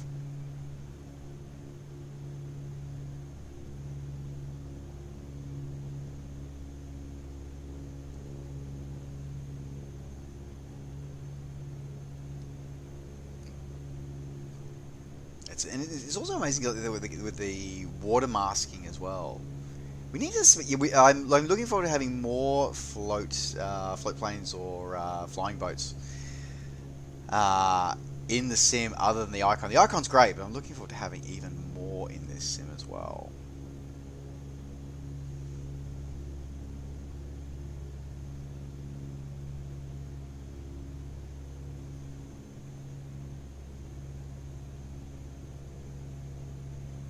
I remember when I sort of drive into Wollongong, sort of coming down through the mountain pass over there. So let's head over this side of the lake before we head into landing down at Wollongong.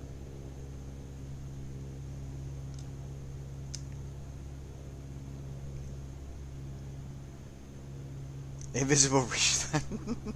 Yeah, unfortunately the photogrammetry, a lot of the stuff on there is for sure.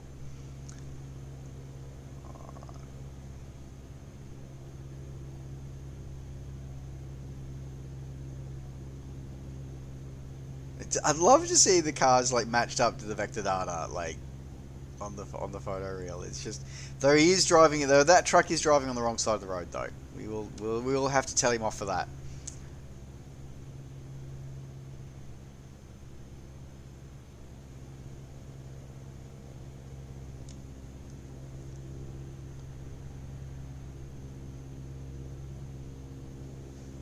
We should be about to hit the main highway, I think, and we can follow that down shortly.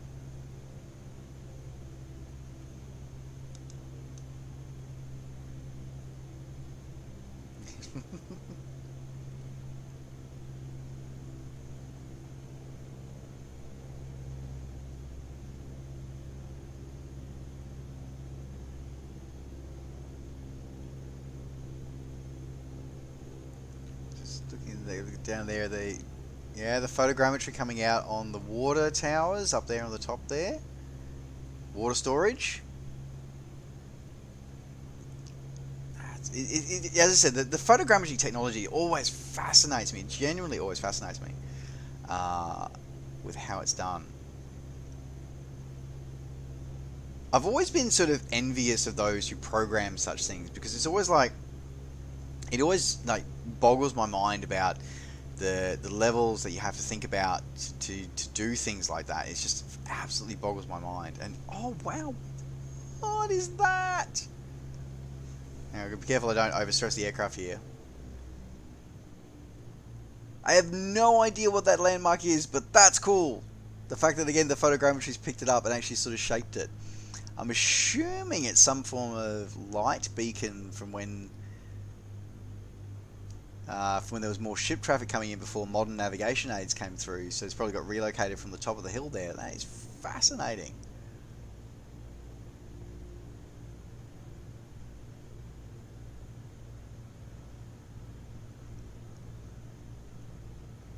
Now we've got the courtyard of whatever that building is there. Like, this is so cool. Okay, are you... Okay, apparently my co-pilot's wanted to come up. Come on.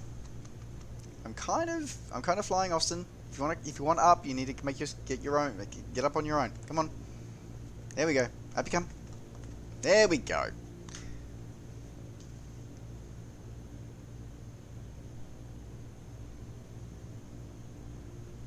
Alright, are you happy showing your butt to everybody on stream? Oh, sorry. How dare I stop patting you? I'm sorry, Austin. How dare I stop patting you?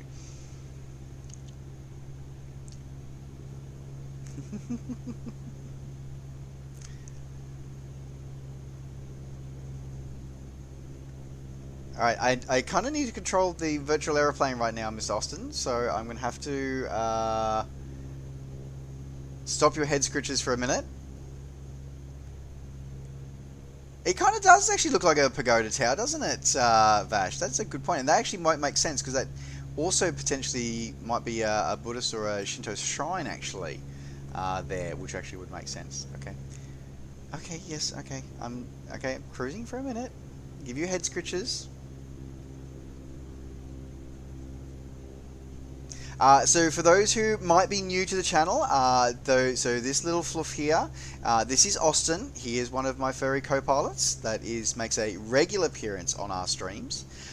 He is also one of the inspirations for some of my emotes that, if you are a subscriber, you have unlocked.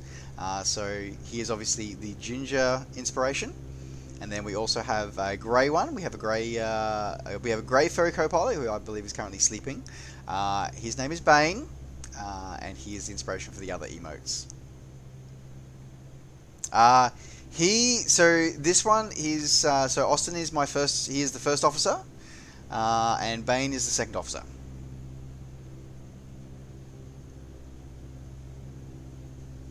I need to get you like a little hat. I need to get him like a first officer's costume, I think. He will probably kill me in my sleep if I ever get him one. He will probably kill me in my sleep, but I think it could be cool and, you know, a worthy way to end my existence. I changed it now.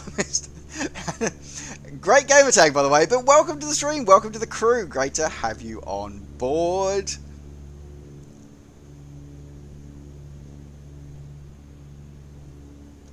Now, I don't actually remember the runways here. I know it's only single runway ops, and we've got winds out of 210 today.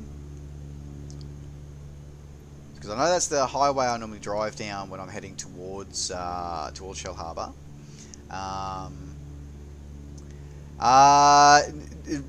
Sorry, just Black Wolf. I do not have a flight attendant. No. I just have these two furry first and second officers is all I have in the house. My partner in crime and my fiance and my kids are in America. They live in America.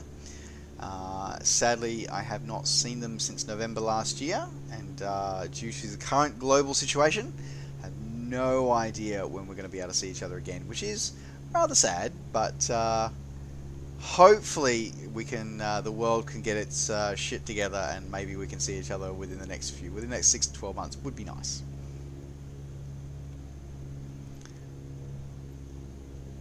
All right.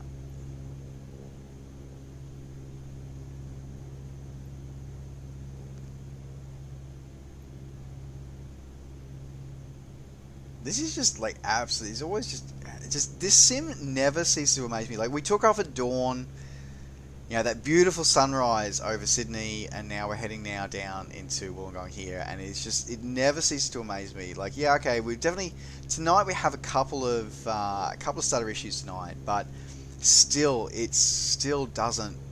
I get more stutters than this in prepared, and I do know there's definitely the scenery and the flying is not as good in that sim, that's for sure. Alright, so I see there's the airfield there, so we'll do a circuit around the airfield because we will be doing a southerly approach today. We'll do a southerly landing. So we'll join the pattern, we'll fly crosswind and then our downwind.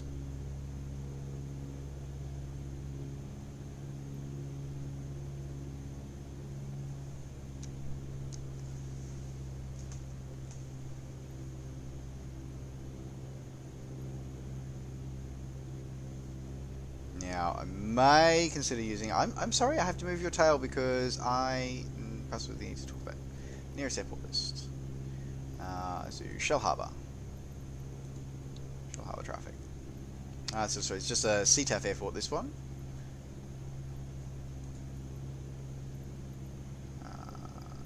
So I'm guessing this would be probably... Oh, sorry, there is a cross... That's right, it is a crosswind runway. I do apologise. But they normally close. But normally when I'm down there for the air show. So normally they close the airport for that. So let's do runway. Slight crosswind. So do runway 16.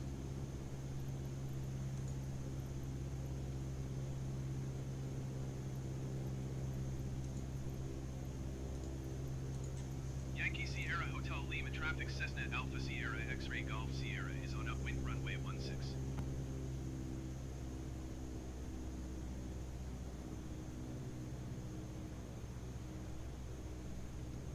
That photo reel's a little rough.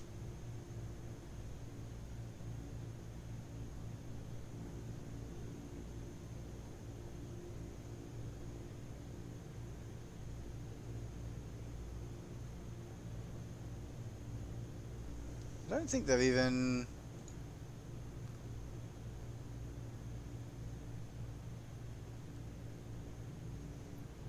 Yeah, I'm not even seeing a static, even something even representing this, the 747 that lives there. It's a bit awkward. All right. Probably focus on flying a little bit more at the moment, rather than sightseeing.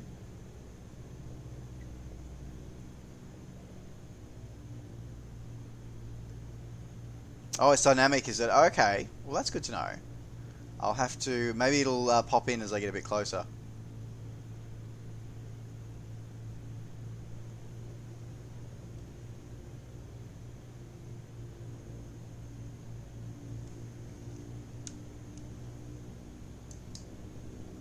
Alright. Flaps one. Make sure full rich.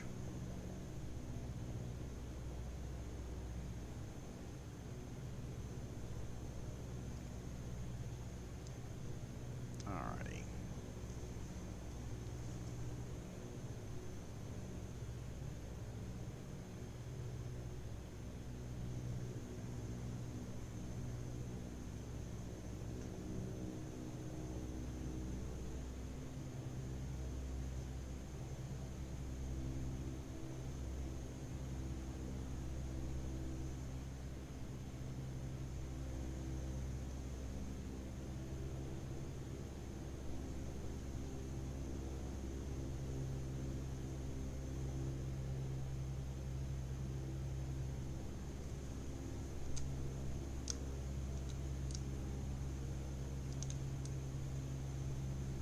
Alright, landing light is on.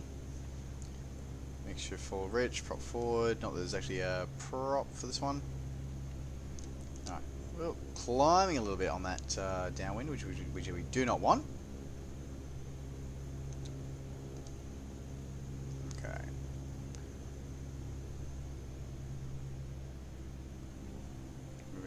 Moving on to base.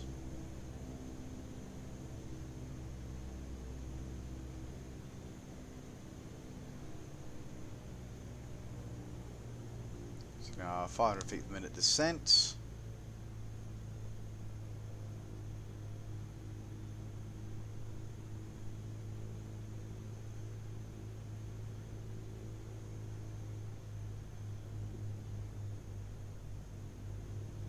Turning final.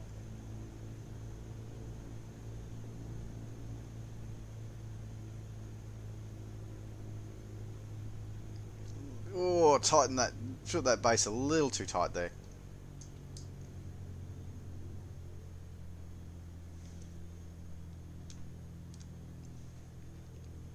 A little high on this approach, but we got plenty of time.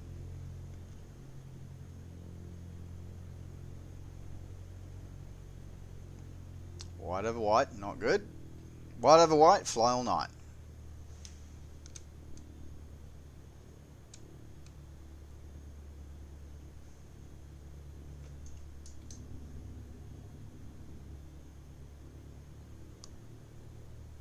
Though to be fair, with that tree right there, I kind of have to be a little bit steep on this approach.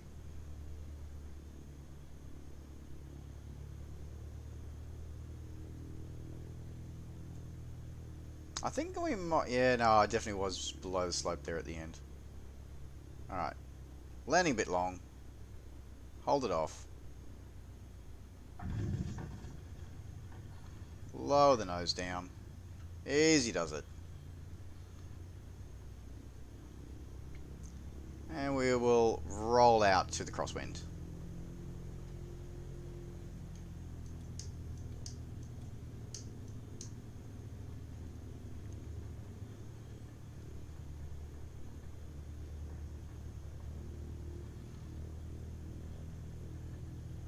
So hopefully that the real life version of this airport, as I said, in November, will be full of life and full of some great aviation displays, both real and virtual. And as I said, just a bit of a shameless plug here. As I said, if COVID, of course, allows it, please consider, and you are in Australia, please consider coming along and enjoying the air show for real world aviation and the accompanying expo as well. Hopefully, we will get to see you guys there. All right, let me find somewhere nice for us to park. Right, I was going to say, I'm staring down a bus. That was rather terrifying for a moment there. All right.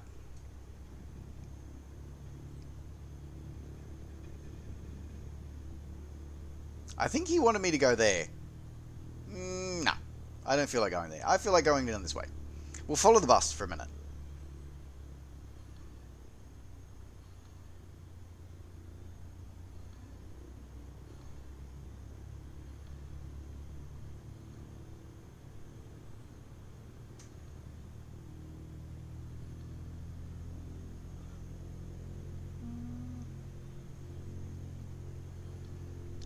Go over here by the main Haas hangar.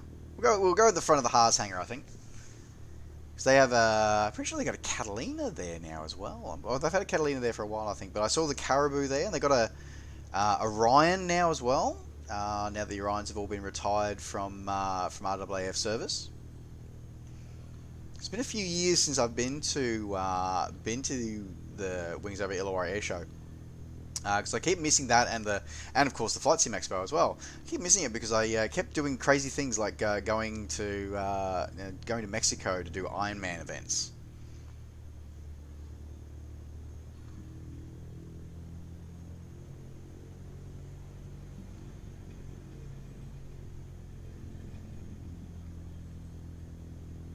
All right. So the L-shaped tube thing on the wing, that's our pitot heat, which gives us lets us know what our airspeed is.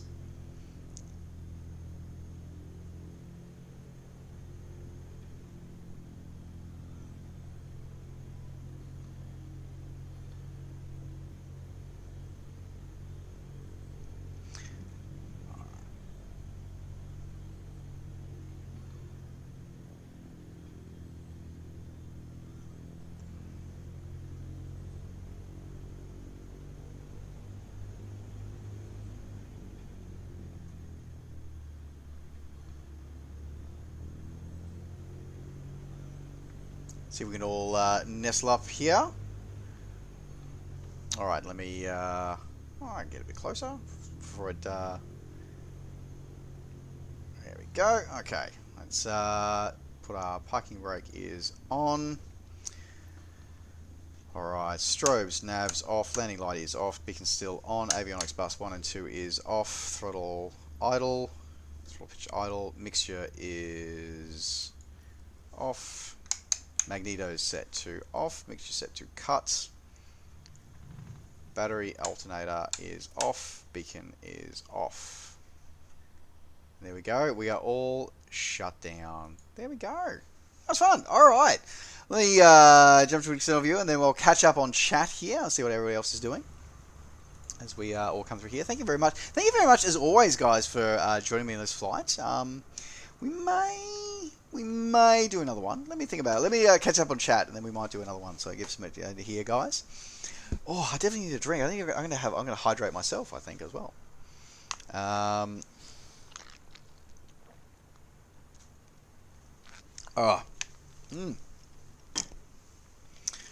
Legacy of my blood sugar has been doing terrible things for all the last few days.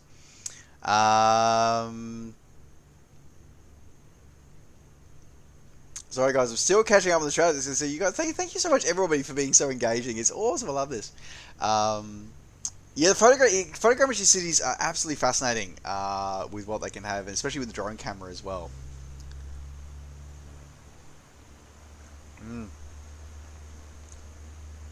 Oh yeah, the vintage aircraft. Yeah, so there's. I love European air shows. Like I love when I was living in London. I was living there, and I just made sure I stayed through summer so I could be there for air show season. Because I just love going. Like, every weekend I got to a different air show somewhere in the UK, and there was a couple in France that I was meant to go to, but I ended up having to work, so I couldn't go. But they were a lot of fun. Yeah, hopefully, Joe Minus, that will not be the case, hopefully. Onions under the sausage, yeah, very, very true, very true. With onions and sauce, it is absolutely right. Um, New cities are being made, yeah, but for the community. Yeah, as I said, I have mixed feelings about the photogrammetry. Sometimes I think it's cool, and other things it annoys me. For example, I can't fly under bridges in photogrammetry cities, so that annoys me. Um, Captain Slappy, absolutely. I'd like to see some older aircraft. Particularly for me, the DC-3, the C-47 is absolute a must for me. I really, really want to see that come through as well. I think watching the live stream while browsing flights in forums, awesome. Yeah, the Lenovo. Let me know. I'd love to know what you think of the Lenovo tablets. I use Microsoft Surface Pro. Surface Book 2 is what I use. But I was eyeing off, if I ever need to replace it, I've been eyeing off the Lenovo. Mm. Um, the truck driver, truck, absolutely. Yeah, I think it's what happens to a lot of the traffic in this sim. Um, oh, that's really cool, Dre. That's awesome. Cool. Buddhist temple. Yeah, I think you might be right, Adam. I think Buddhist temple might be is actually that's a good the good thing for that one. Newcastle, yeah, they do. Yeah, they look pretty good. All right, going through here, guys. No global illumination. That is a couple of things that do have some of the shortcomings of it. That's absolutely correct. Um, yeah, long distance relationships are incredibly tough right now. It is 15,000 kilometers separates the two of us. It is not easy. It definitely has its challenges. So, but we do our best to make it work, and hopefully one of us can move to the other at some point and soon when everything opens up again. So everybody, please wear your damn masks and please wash your hands. Oh, but if only we could, yeah. So, well, actually, funny enough, if you ever, Captain Slabby, if you ever have me fly, if we ever fly, whenever we fly in Michigan, in northern Michigan, this sim, I always make sure that I go over Petoskey, and I make sure that we fly by where we leave up there. So, you do see that from there. You see the 747? Sadly, I don't see it, which is sad. There you go. R56, I'll have to have a look at there's a little thing there. I'll have a look at that in a minute and see if we're up to there. I have not tried Ace Pluto. Hello. I have not tried Long Reach as yet. That's on a future stream chance for that one. I live in Newcastle, the city of Newcastle. I work in aviation with flight training. And I live in Newcastle these days. I used to live in Brisbane. Worked at a sale for a while as well.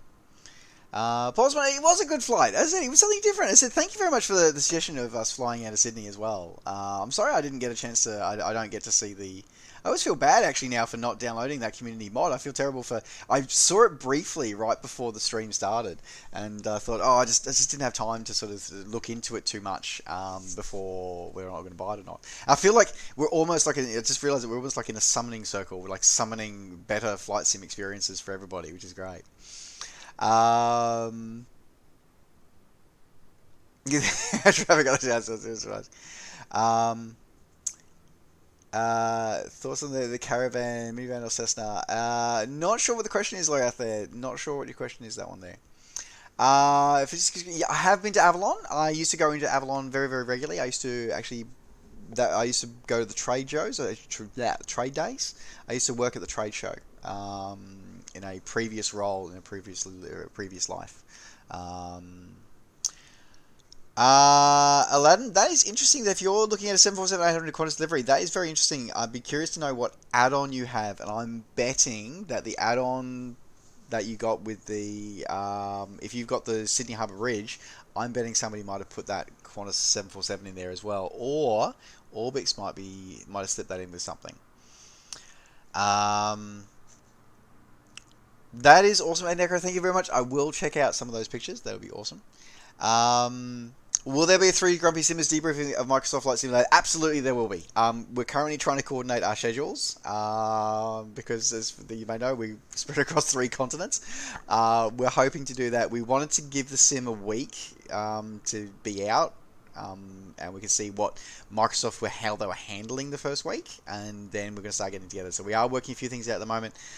Stay tuned for the 3 Grumpy Simmers, and if you do want to, so quick little plug there, thank you very much for that. So for those who may not know what the 3 Grumpy Simmers is, or are, not quite sure of the grammar there.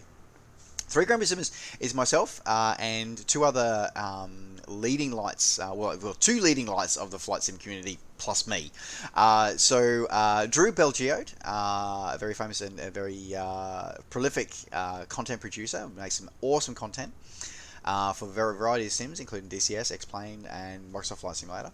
Along with Sergio from helisimmer.com, the editor-in-chief and founder of helisimmer.com, who is there to advocate for all things low, slow, and rotary-winged. We get together on a semi-regular basis and chat all things flight sim and other thing that affects us as a community, as a wider community, and make sure that we talk about the uncomfortable topics, the things that many of us in the wider community are not comfortable about talking about. So we meet, as I said, on a semi-regular basis. We try to do it at least once a month. You can find all the episodes on my YouTube channel, youtube.com/NovaWing24. Or you can find us at 3GrumpySimmers, all one word, .com. You can find us there as well. If you'd like to support the work that we check us out. If you'd like to support the work that we do, you can also support us by supporting my Patreon and get early access to all the episodes before they go live to the general public. There you go, a little bit of a brief there. Oz Flight Simmer, hello, welcome to the stream, my friend. Great to see you. We've just stopped here in Shell Harbour, where hopefully, if all things goes ahead, you and I will be catching up in November, hopefully. No, that is okay, Australia. That is okay. As I said, we are here, all types of aircraft. You'll do very well to keep up, to maintain your speed and stay in tune with us with our 152s for the night. Thank you, Dreadlights. Thank you very much for the best wishes, and thank you to everybody else for the best wishes for that one. Yeah, no worries, Vash. Look, I don't blame you. As I said, that is always something to be aware of with that one as well. Tenno Limited, thank you very much for the follow. Welcome to the crew. Great to have you on board. Flight Sim Day committee meeting. pretty much there as well. So you have some liveries installed. Okay, that's interesting, Aladdin. Okay, it might be just populating. Just might have chosen one of the Qantas ones there. That is kind of cool. Alright, so for those who made requests, guys, I will be checking the requests very shortly. I just wanted to catch up on chat first to make sure everybody's got here as well. Alright, yeah, I don't have any liveries installed at the moment because I got a couple of. I'm getting familiar with the SDK, so I've got some questions about some of the ways they're doing stuff as well. Necro, thank you very much for the link there. That is awesome. Ozbuffnatic, g'day. Welcome to the stream. Alright, let me have a look at some of these requests here tonight. See where we're at. Okay. Let me have a look here. So we do have. Okay. So we've got a. Alright, so we do have. Alright, so I've got an airport request here for flying in Puerto Rico. Okay, you know what? I think we should go fly in Puerto Rico. I like the sound of that. So what we're going to do, guys, we are going to go flying. We're going to go look for an airport in Puerto Rico very shortly. But I need to refill my coffee, so I'm going to leave you with this beautiful community view, and then we are going to go looking for an airport to fly in Puerto Rico. So give me a few minutes, guys. I'm going to take a quick break off stream. As I said, get my refill for my coffee. What's on my travel mug? So I have 2 travel mugs that I use here on streams because I need to keep fueled. So one is the USS Arizona in the Pearl Harbor from when I was on the island of Oahu, and the Pearl Harbor Memorial, the Arizona Memorial. And the other one is the Manitou Incline, which is a very, very sharp incline and a set of steps to go up in Colorado, just outside of Boulder, which I climbed a couple of years ago when I was spending some time in Colorado. So yeah, they are my travel mugs. Alright guys, we are, as I said, we're going to take a few minute break and leave you this beautiful view of Shell Harbour, and we'll be back and we're going to go flying in Puerto Rico very, very shortly. So don't forget, if you have been here since the beginning of the stream, make sure you yourselves grab some hydrate or dehydrate as required, and we'll be back in a few minutes, guys. Alrighty folks, we are back, and I believe I just spied somewhere there that we have a honoured guest who has just joined the stream. Welcome, Mr. Belgio. Great to have you here in the stream, my friend. I hope this finds you well on a Saturday.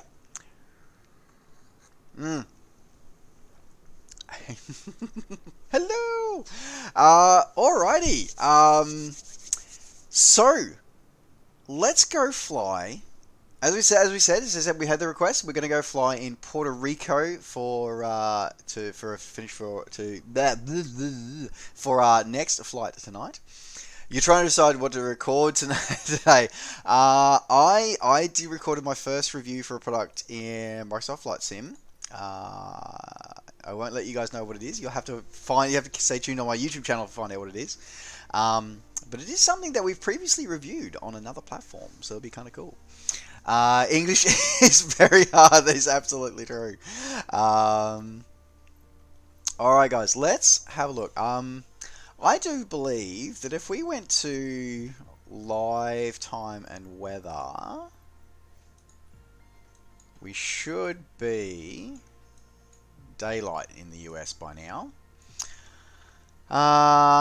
Alright. Now, this is going to sound terrible. Now, Puerto Rico, where is it? Okay.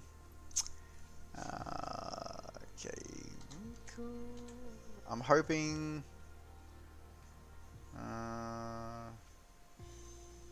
I feel really bad that I have no idea how to actually pronounce this. So, let's go. P-U-E-R. What the... sure. I don't think I can search by this, can I? Maybe? Nope.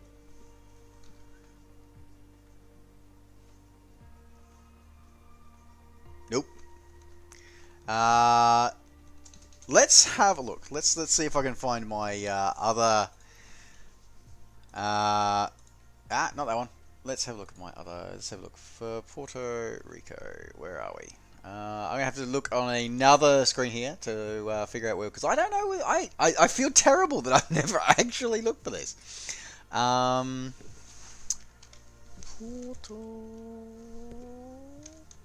Rico.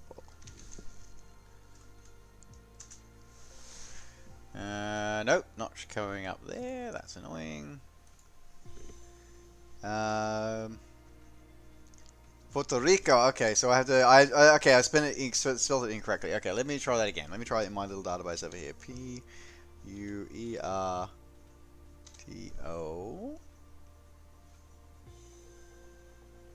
No, not coming up there. This is, I feel, okay, so 10 crafted, okay, so San Juan, okay. Is that, I feel that that's going to be those ones over there.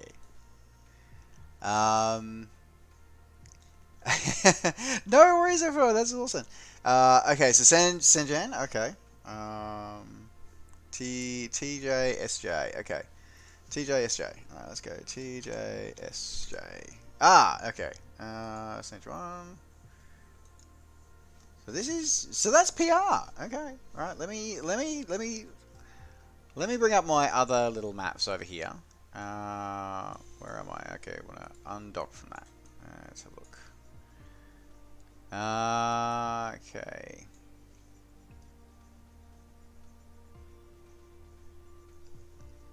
TJ, SJ, where are we? So many airports in this part of the world. There we go.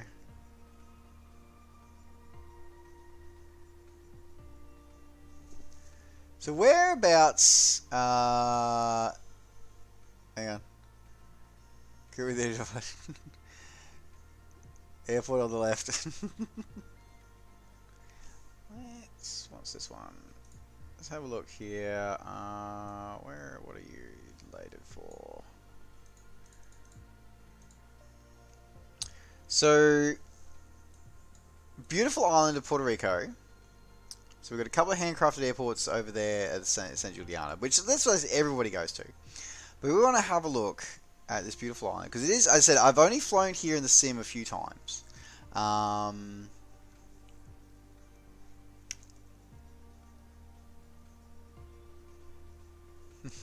Puerto Rico. Alright, so we got TJ, so TJBQ. Well, I'm curious because we can do Roosevelt Field. This isn't, so that's a I think it's just Roosevelt Roads. That's a naval air station. I'm pretty sure, if I remember correctly.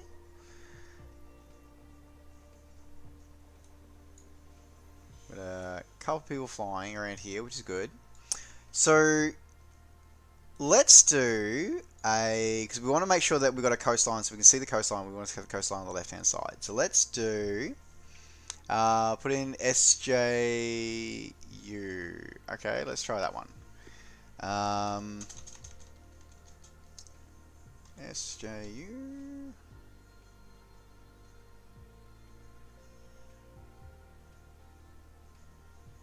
Maybe not. Could be able to so TJAB. What's it going? Oh, I see you as a VOR. That's what I thought. I was like, yeah, that's a VOR thing. TJAB. Alright, let's go TJAB. Okay. I'm liking these couple of little strips around here. So I'm tempted to, do we fly, okay, so north or south side of the island? Because yeah, we've got the bigger commercial traffic is on the top here, but I'm liking these little bush strips down here on the bottom here. So, oh, hello. We've got a little bush strip here. Oh, hello. Bush strip. Okay, so let's do... Alright. You know what? We're going to... Let's pick up... So let's pick up a little sports light aircraft. So I'm going to fly... Because I got a yoke today. So I'm going to fly the 172. Got a little bit more oomph today. So we're going to fly the G36. Because I haven't flown the G36 yet. Which is going to be weird because the last time, because normally when I fly this, I normally fly the steam gauge version, but this is glass cockpits. This is going to be interesting. Plenty of places in relatively short order. That's what I thought. So let's do some challenging, because the Bonanza is quick, but can be relatively short as well. So let's give this a try. So what we're going to do, guys, is let me update the flight information. Good night, Necro. Thank you very much. Thank you so much for all the gift subs. You are an absolute legend, sir. Thank you very much. Sleep well. And thank you, as always, for everything that you do to everybody here in the community. You rock our world. You genuinely do. Okay, let's... So we're doing... Starting from PR20. Let me update this on our little command here. So we're doing live weather... and time. So we're doing live weather, live time. We'll start at PR20. Speed 150-ish, and we'll do in Bonanza G36. Alright, so that's all saved. There we go. Okay. Rockview, hello! Alright, the CEM and the G36. Well, there you Clockwise around the island, please, Jibs. I think we'll be going anti-clockwise so we can make sure that we can look outside the left-hand side of the window. Alright, so I'm going to spawn in here at ramp 1. That's going to be my departure point. So we'll just double check our conditions, guys. So all players, live traffic, live time and weather. So that's all our settings, guys. So please, if you are wanting to join us, as I said, everybody is welcome to join us. If you so desire, your information, just feel free to, I've just popped that in the chat there, or use !flight to grab the information as required, and let us load in. I'm going to leave it at 50% fuel because that should be enough for us to move around in then as well. So let me jump in here.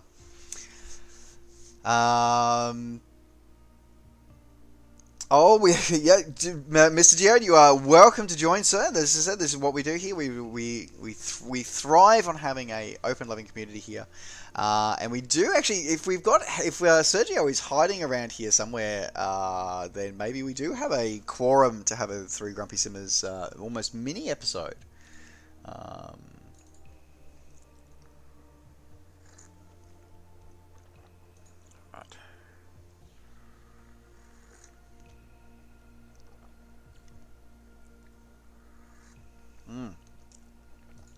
Enjoying sipping my coffee here.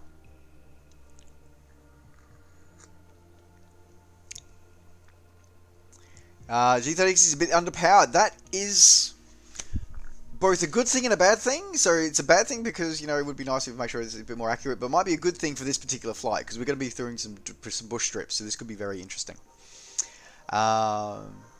Puerto Rico is a beautiful place. I know there was a friend of mine in the Microsoft Flight Sim, so MSFS group. Oh, this is going to be an interesting start because my aircraft is already off the ground. All this could get really interesting in the next few seconds. I'm curious to see how this is going to go. This could go one of two ways. All right.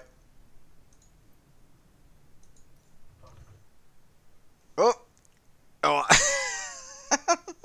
Okay, I'm standing on the anchors at the moment. So, where's parking brake?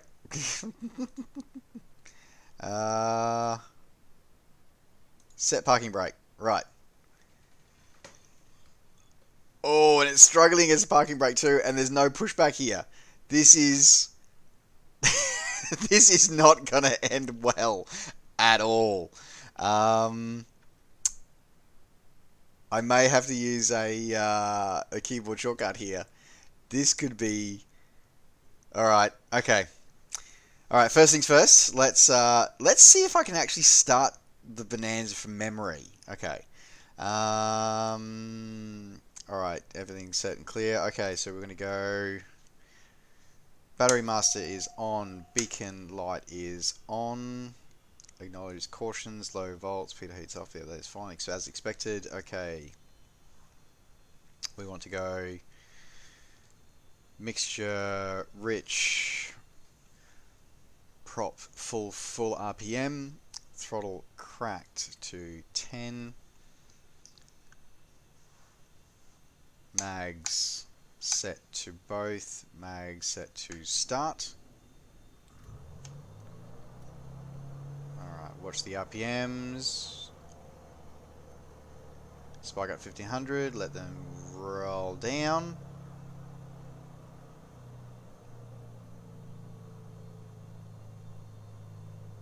Alright, that's all good. Okay, alternator is on, nav strobes are on, avionics bus 1 and 2 is on. Alright, moment of truth now is going to be see if we can... Now, there's a... I'm not sure if this is going to work or not, but let's see. So the old school saved by the old school FSX... oh! Biofuel truck. Saved by the old school pushback. So... I'm okay. I know one of the things we talk about here is the fact that this new sim makes a huge break from the old legacy of the ESP platforms, but there are a couple of pieces of the legacy sims which they've kept This is one of them. I am really glad they've kept it, because this is literally saving my ass right now. Right, okay.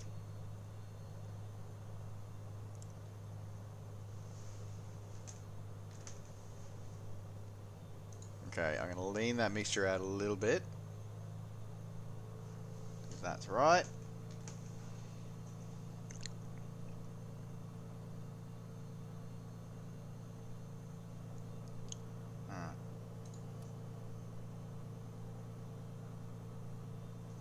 Okay. So we'll go... Parking brake is released, brake is on, and push back.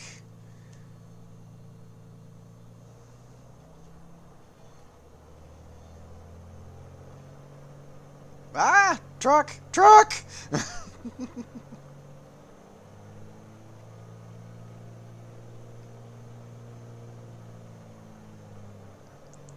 Alrighty.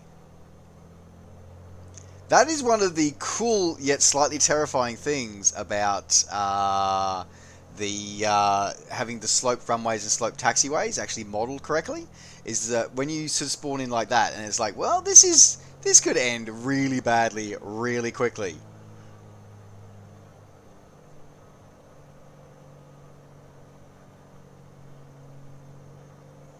Alright, so we'll line up here on the runway while we're waiting for everybody else to join us. Alright, let me just put our parking brake on. Now, while I'm here, just through my after start checklists. Now, they're not going to run into anything. So go, pitot heat is going to be turned on, lights are on as required, prop de-ice is set to on. Panel, taxi lights, they are all good. Aux pump not required. There's no AP that I need to worry about. That's for the AP switch that we do in the TBM that we kept forgetting. Now, can I switch that to Celsius? Probably not. That's annoying. That's annoying. I can tell me what Celsius is. All right.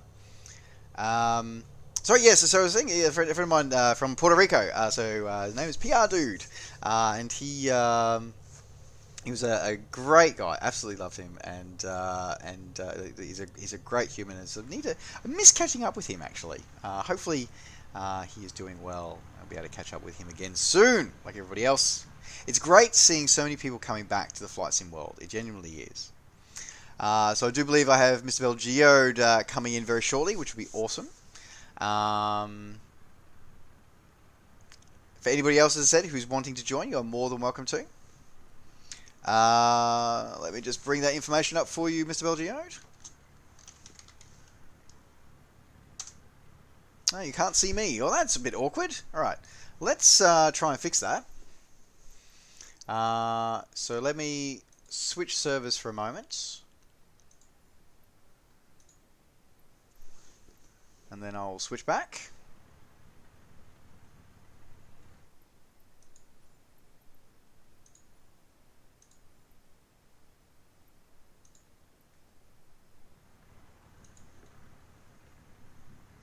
So we are on all players. So the information should be there just above you, Mav. So Southeast Asia server, all players, live weather and time, and runway airport PR20. There we go, got a couple loading in slowly.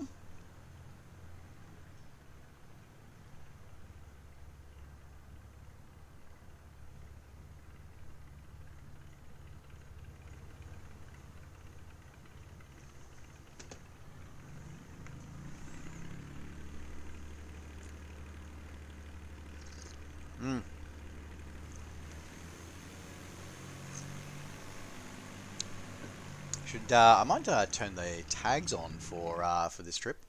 Nope, wrong one. We need to go to General for tags, because that's under the Traffic tab, that one. Yeah, the Asian server is not doing so well today. Normally the Asian server is pretty good, but today it has not been so flash today.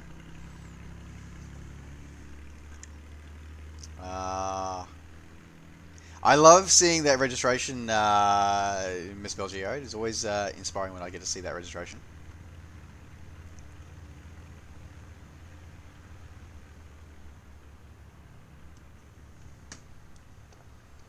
Surf gods. So it was funny actually. I want to talk about this. Is actually so I've seen a couple of negative posts about and look, one of the things that we always talk about here on these streams is we always talk about how we always strive to be inclusive and welcoming. And unfortunately, I've seen a couple of negative, very negative posts talking about the multiplayer experience. And it is what you make of it. Yes, you know you may have people who might be doing crazy things, but we need to remember that everybody needs to welcome each other and be welcoming and being positive, because everybody sims in their own way.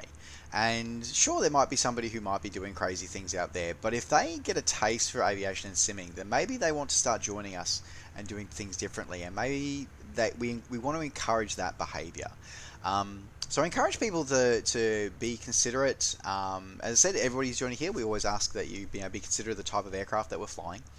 And be supportive of that, and make sure that you do support people and don't be negative when it comes to the environment, because we always want to make sure that we're promoting positive experiences here in the flight sim community, as large as it is. No problems at all, Buggles. As I said it's a great chance for me to explore somewhere new and somewhere that I didn't get to explore during the alpha or the beta. So it's a great chance to be able to explore it here. And poor Belgio gets a bit of, we're watching him with a bit of performance anxiety as he starts up his Cessna 172 here today. Control E does work. Well, I see his beacon on now, which is good. All right. The gas man makes you nervous. It makes all of us nervous. I think the way he's driving that, the way he does that 180-degree turn, the sort of the handbrake turn of the on that fuel tanker is kind of disturbing, I think, to be honest. All right, I'm going to throw in one notch of flaps as Miss Belgio drives back there. So I have no idea where we're going, guys. I'm just going to go flying. I figured that we're going to probably head south towards the coast and then fly along the south and see where we end up. I think that sounds like a good idea to me. So let's check everything is good to go for me. So I've got landing lights on for takeoff. Mixture lean slightly because we are at altitude for our power here. Throttle is, prop is forward. Alright, make sure I turn our parking brake off, and brakes off, throttles up, let's depart.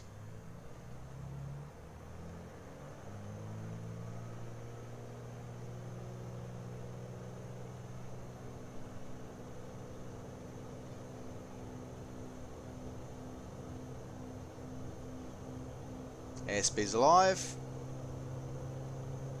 Oh, this is going to be tough.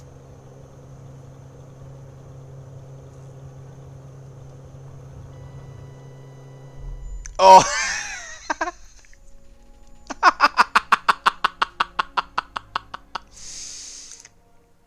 I think the Bonanza was the wrong aircraft to choose for that airport. I think I was a little over ambitious, I think, for this airport.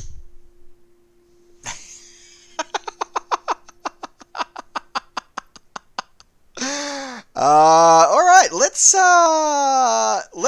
try that again. This time, I think Mr. Belgio had the right idea with the Cessna 172. Because the Game of Ash did it with the Bonanza. All right, well in that case, challenge accepted. Bonanza it is then. So I'm going to spawn in on the runway, set as departure. What I am going to do, though, is I'm going to lighten my aircraft a little bit, though. I'm going to throw out I don't have a co-pilot in here tonight, so we're going to have nobody in there. And I'm going to drop my fuel down to about 30%. There you go. Cool. Alright, we're going to try that again. It's just, I was just that little, there you go, that's what it was. It was just, I was that 10 meters too far down the runway to not quite. I was watching the speed indicator and I was like, I was right on the edge of stall speed, and it was sort of like, I think it would have been another, if I had another 10-20 meters, I probably would have been fine, but that's okay. That's what we get to do this for. Sudden gust of gravity. Absolutely, it was a sudden downdraft of gravity that caused the problem. Absolutely, nothing to see here, folks. Nothing to see here. Nothing at all. We weren't in Australia, so I wasn't inverted. That's the problem. I wasn't inverted. That is the problem. All right, let's try that again.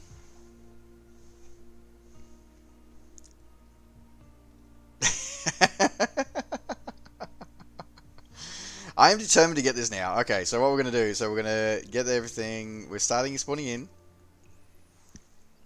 Papa Romeo 20 traffic Beechcraft November Oscar Victor Alpha 24 taking off runway 31 departing straight out. Okay, parking brake is released. Lean the mixture there. Alright, brakes on. Caution's off. Pitot heat is on.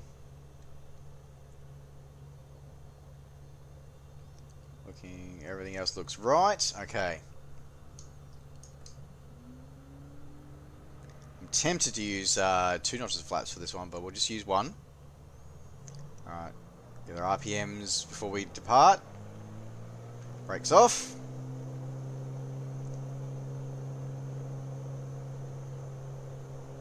Airspeed alive.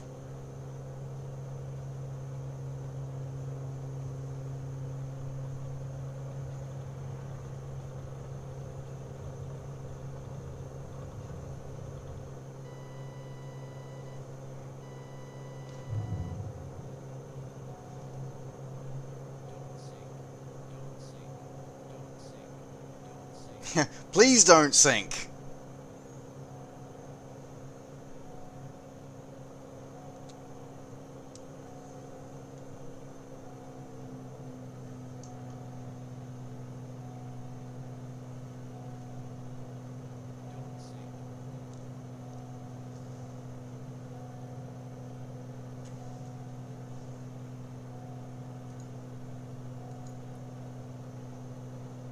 It's very unhappy with me. I think, yeah, you said it was underpowered? You're absolutely right. It's underpowered.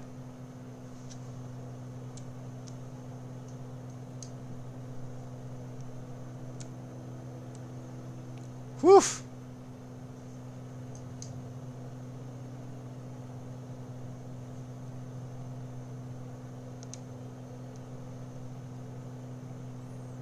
Alright. I may need to change my pants after this flight, just saying.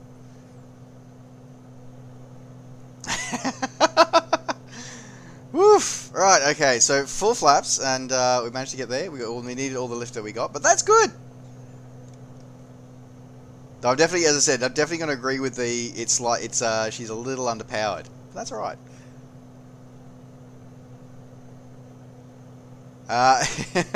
You know, you can buzz the tower whenever you so desire, Mr. Belgiode, whenever you desire.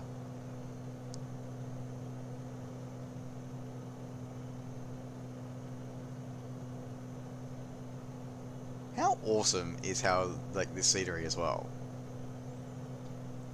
Reminds me of Belgiode and I did a tour of Jamaica a couple of times, and it's amazingly beautiful, all of these islands. So what we'll do, guys, is we'll head, as I said, now that I've circled here, we'll turn south.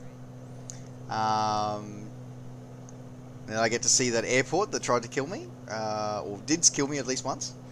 Now we'll head south, now that I've got some altitude and some breathing space. And once we're on the coastline, we'll sort of go down a bit lower once we're down the coastline. What I do see, though, and I think Mr. Vilgio probably sees this as well, is I do see apparently a river off there to the east.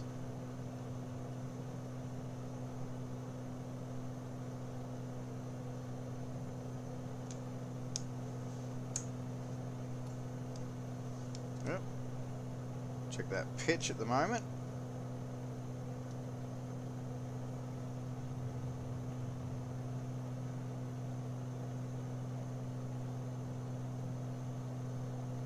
Follow through the river valley here as we head south.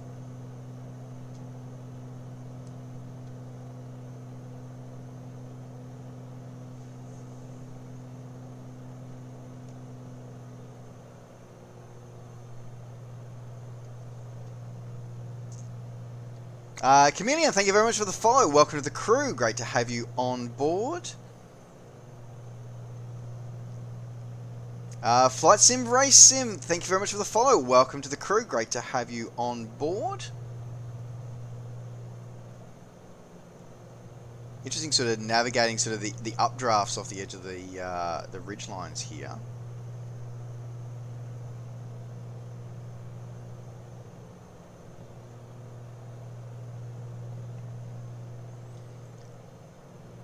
Flight Sim Race, hello, yes, great to see you. I hope you enjoy your stay.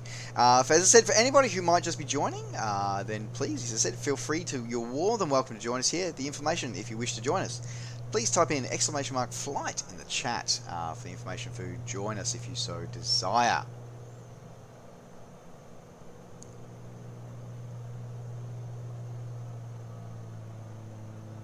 Alright, bring my RPMs back a little bit for this one today.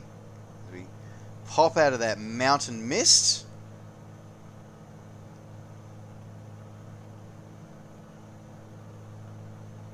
Very much reminds me of flying over the sort of Jamaica as well.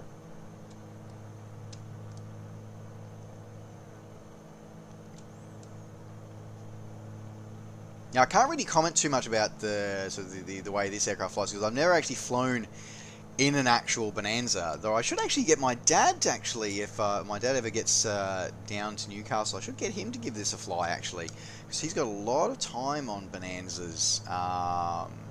Though actually, most of his time on Bonanzas is actually on the old V-tail Bonanza, which is a smaller production one. But I didn't realise it was incredibly lethal to many of the owners because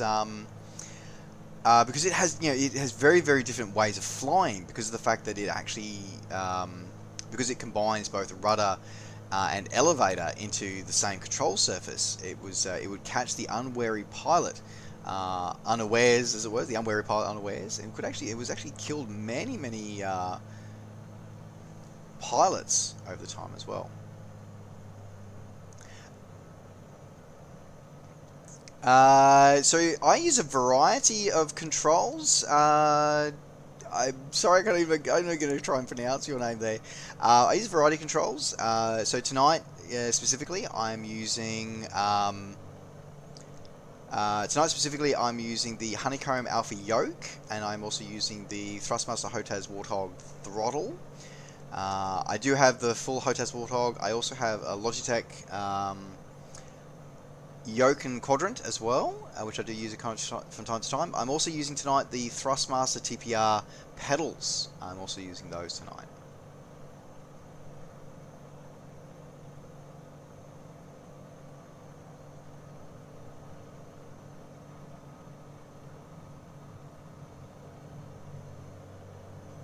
The T-tail, T-tail Bonanza. I was gonna say I've never actually heard of a T-tail Bonanza. That is cool.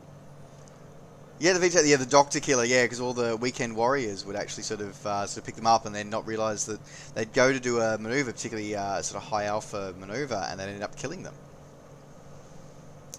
I'm gonna quickly check this one out here because I want to see this.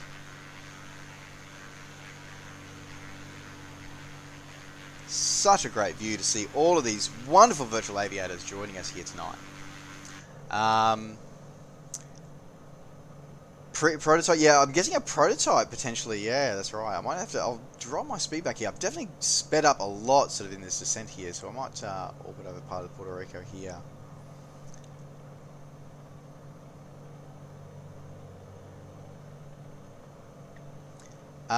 Do you recommend downloading regions or caching or streaming them? 6 one, half dozen the other, really. It depends on what you're doing, really, there, Blazer Gamer. As Dread Midas actually sort of pointed out there, it depends on what you're doing. Now, if you... The ideal is, especially if you have, no issues with data or data bandwidth, then the ideal is to have it as always online. And it'll just stream the data as it comes. However, even I've experienced issues where if the server gets a bit of a bottleneck, you sort of run out of that. That doesn't go so well. But Also depends on where you're going. There's a really great tutorial video done by MacLeod on how to sort of do manual caching. It's also part of the in-depth video that I do on all the settings and the options menu here in this sim. Oh, that's cool. I'm guessing that's a college or a university campus, I'm guessing. When you cache your scenery, there are 3 different levels of the photo of the imagery that it caches and the data that it caches. There's one level where it's sort of just literally the 30,000 feet view. Then there's like a 5,000. Then there's like a 10,000 feet view, and then there's a down here in the weeds kind of view. Each level is obviously a different size, and you have to cache those separately. So you cache those, but you have to zoom in on the map. The more you zoom in on the map when you're caching, the more detail that you'll pre-cache. It doesn't necessarily improve performance on the PC, but if you are struggling with data connectivity issues or bandwidth allowances, it definitely will help. I mean, it also depends again on what type of flying are you doing. Are you low and slow flying? Are you flying only in one area? Like, do you know that you will only fly over?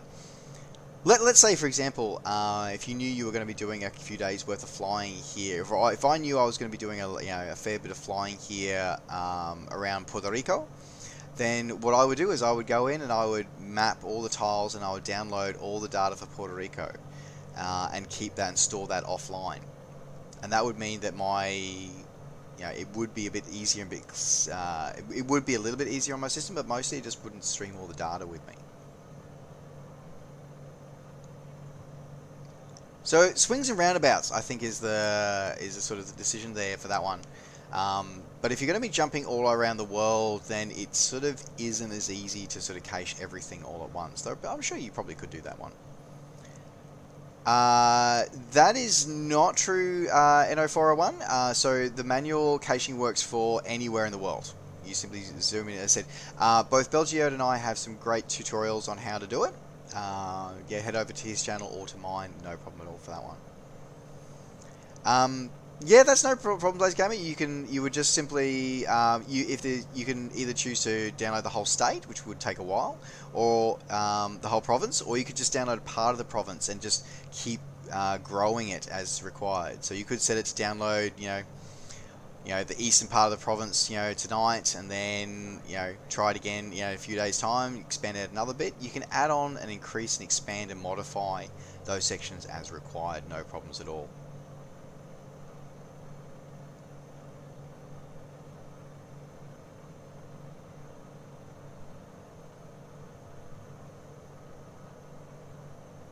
I feel like these are like marshlands or something that we're sort of flying over the top of here. And I feel like that would probably be like a Walmart or something, I'm guessing.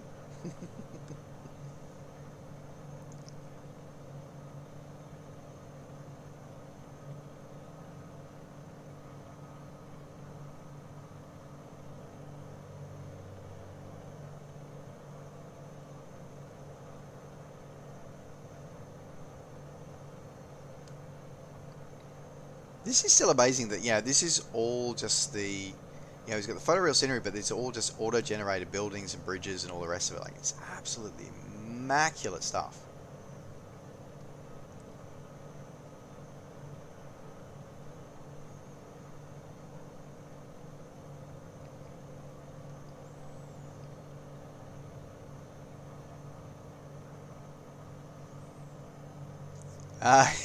Much like Australia there, Blaze Gamer, much like Australia, we are both very large countries.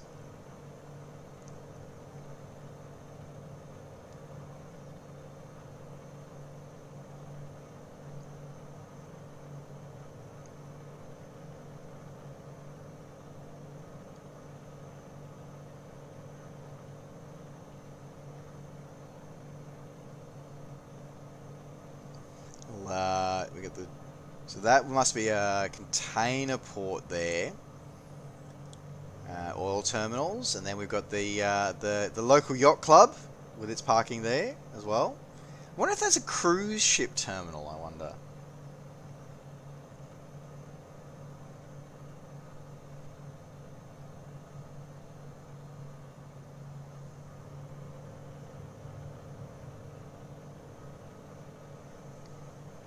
look at my... Now, we're coming into somebody's airspace at the moment.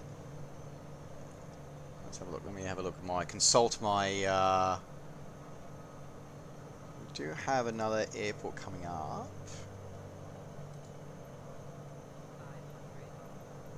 Oop.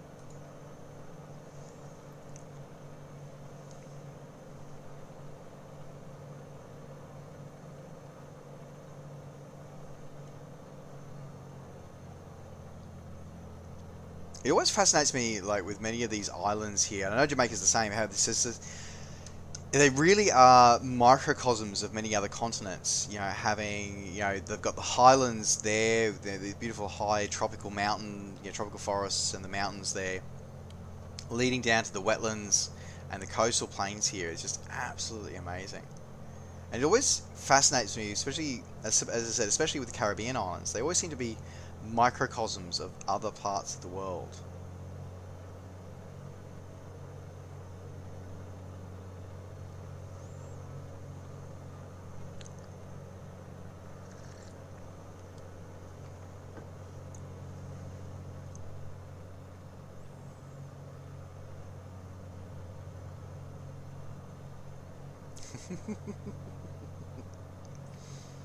I have missed flying information with you, my friend, Mr. Belgiode. I definitely have missed that.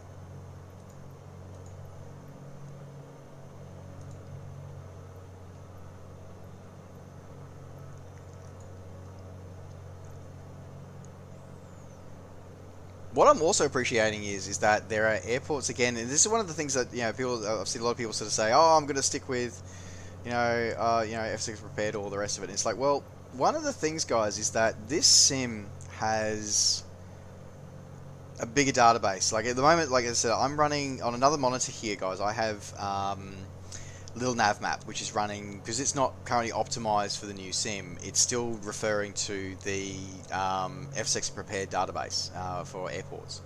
So it's using prepared v5 database at the moment. It's what it's overlaying for me. And there's several airports I've seen, but right here, for example, there are 2 airports that I can see on my GPS map for this sim, which are not present in the database for the ESP, the old legacy ESP sims. So we, you know what, we're not going to land at it, but I'm curious to see how this bush strip is actually rendered. So we're going to turn a little bit north here. We're going to do a bit of a strip beat up, I think.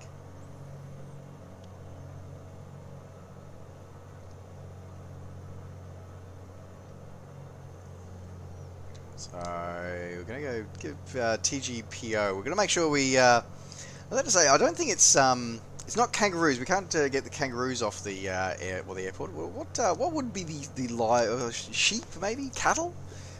We'll get the clear the cattle off the airport.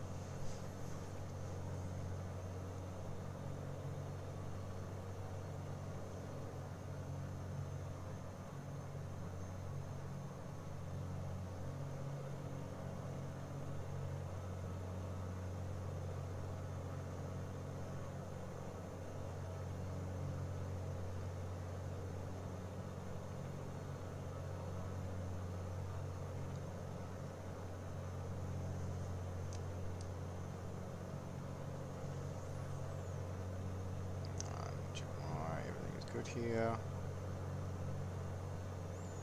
check my fuel because I think, yep.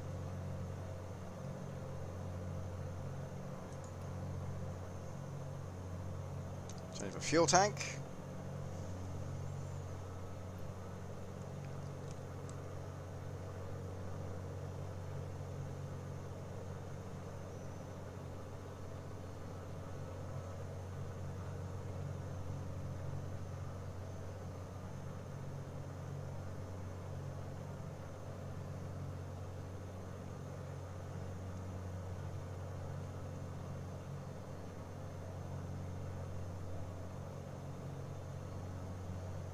This synthetic vision is fascinating as well.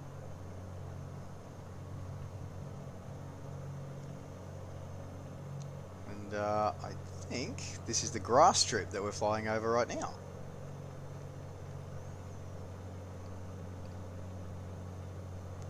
So what we'll do Go up here for a bit of a turn. Mr. Belgio is heading towards TJPS.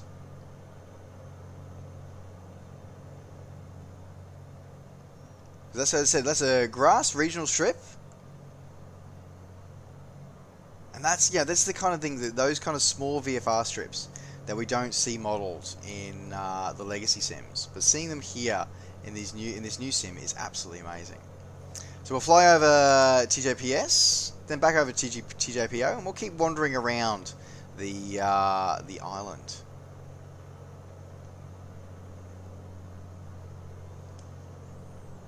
Though at this stage, I think Mr. Budgie looks like he's gone a little bit under the ground.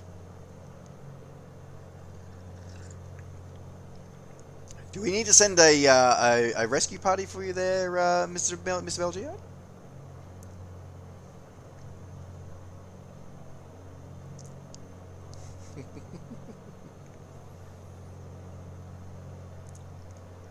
Getting gas. Fair enough.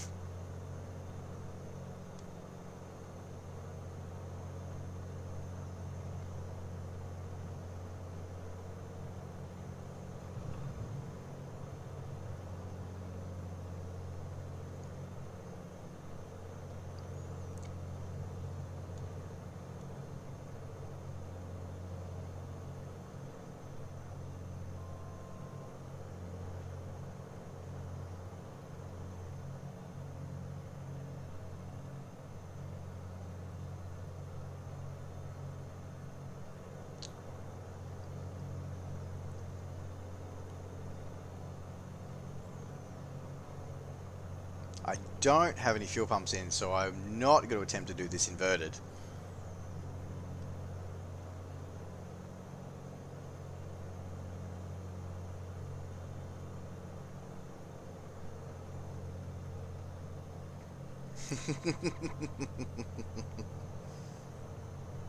Alright.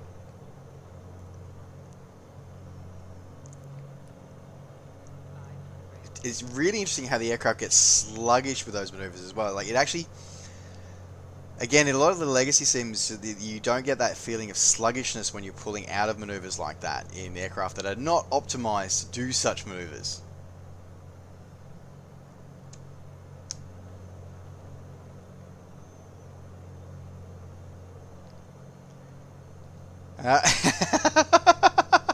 You mean they don't have pay wave? They don't have pay wave there?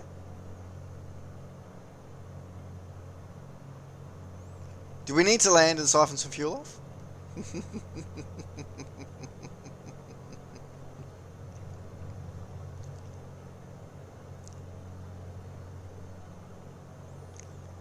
Alright, what we're going to do is we'll do a touch and go while Mr. Belgio fills up.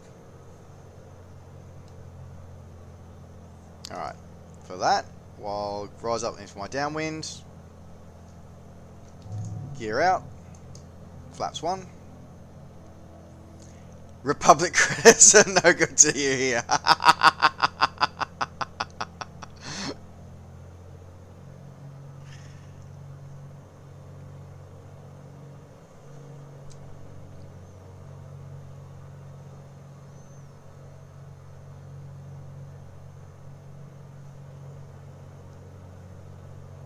Moving for touch and go 30. Turning base.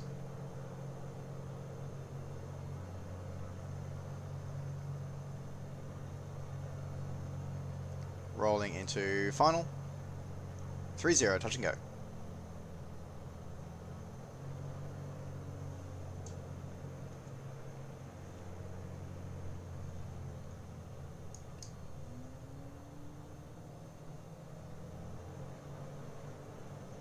I can just almost hear the synthetic vision telling me unstable approach.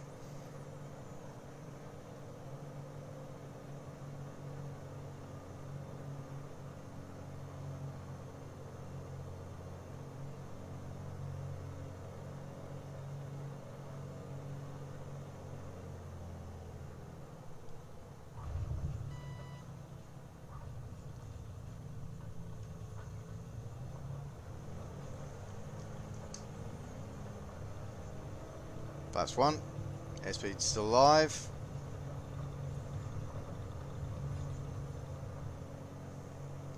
Gear up.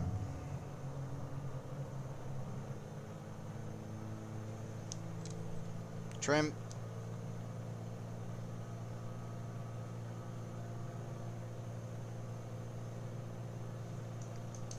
Flaps up.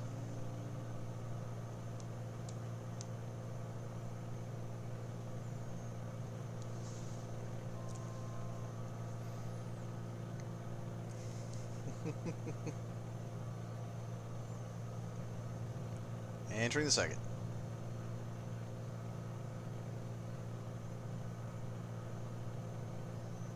But again, it's like looking at, okay, so this is not a photogrammetry city, but we've still managed to get the AI buildings are sort of the, and one of the things I know about South America and sort of the Caribbean islands is that many buildings are painted at the, you know, see these brighter, more visible colors.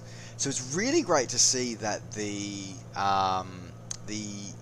Black Shark AI is actually incorporating that as part of its algorithm when it's actually making and actually sort of assembling these buildings for us in our sim. It's actually doing it's actually not just sort of putting just a grey blob of a house. It's actually going, okay, so we're in, you know, Latin America, where the houses aren't sort of that grey, boring brick or concrete. They're actually these brighter, more vibrant colours. So it's really great to actually see that being brought to life here in the sim. It's one of those little things, like a lot of things about this sim, that yes, it has its issues, absolutely. But it's these little things like this that make this sim so much more powerful and just so much more engaging for all of us, I think. And such a, and again, gives that more connection, particularly to our newer brethren who are joining us in Virtual Skies for perhaps the first time. Having things like that makes it more something that they can connect with more and feel like they are more part of the world around them. Alright, Mr. Belgiad, I believe you got your fuel, so let's continue, head back along the coastline now. I should probably watch my fuel myself. Oh, so I've got at least a 10-minute reserve.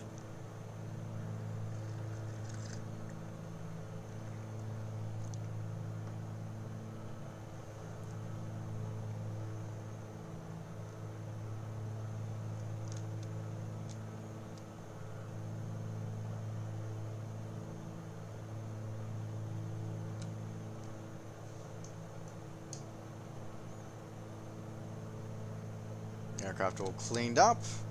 Definitely not quite as docile, this aircraft, as the 152 that we were flying in earlier tonight. And I definitely would tend to agree that this aircraft does appear to be very underpowered. I would definitely agree with that.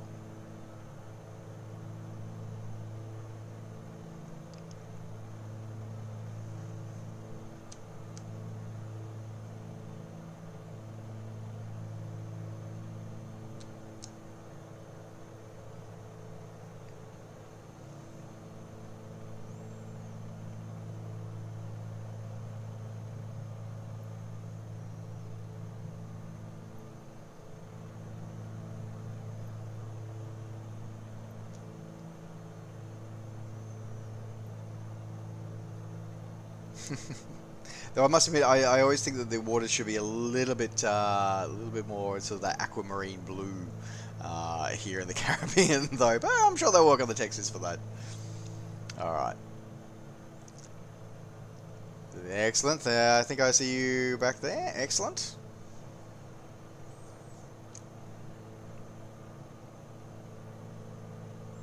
All right, what we'll do is we will cheat a little bit. And let's go with set altitude.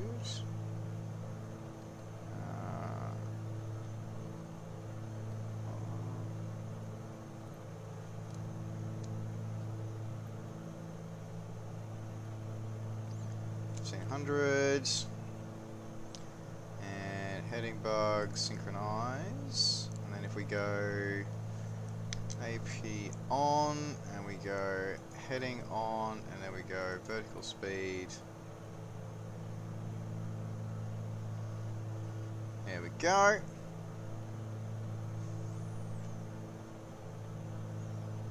So I know that a lot of people have sort of said that there's issues with the autopilot, and I must admit that I've also experienced quite a few issues with the autopilot in this sim as well. But I think it seems to have to do with how the autopilot is engaging, or when in the flight profile the AP is engaging. If you're in fairly stable flight, it doesn't seem to be an issue. But if you are sort of pushing the envelope, as it were, or sort of maybe, especially if you're trying to get it to lock onto a GPS nav, for example, and you're not quite, you're sort of a bit far off the beaten path, as it were, and off your altitude, it can have issues with that. So, but I think, as I said, I definitely experienced those issues with AP. We've seen them here on live streams here as well. But I think it seems to be more to do with it, which actually makes me wonder if it's more closer to actual aircraft behavior, where it's only having issues when you're sort of at the edge of the flight profile, as it were.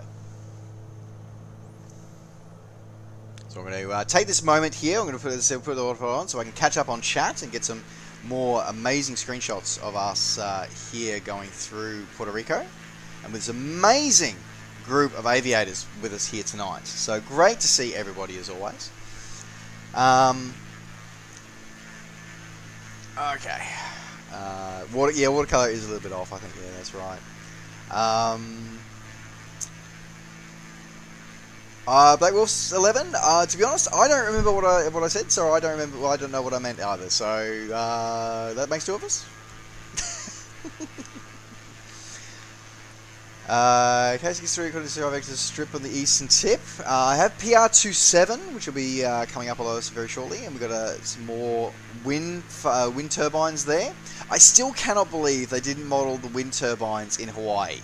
Like, they got all the other wind turbines, it seems, that we've flown over, and the ones that I know, but none of the ones in Hawaii. I'm like, what are you doing, guys?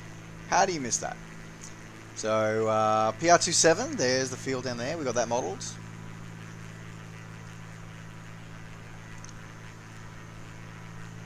And it's great actually sort of seeing the, with the, as we're flying over it there, with the Black Shark AI actually putting these turbines over the top of the photo reel, where the photo imagery shows that's where a turbine actually stands with the imagery. That's fascinating how it does that.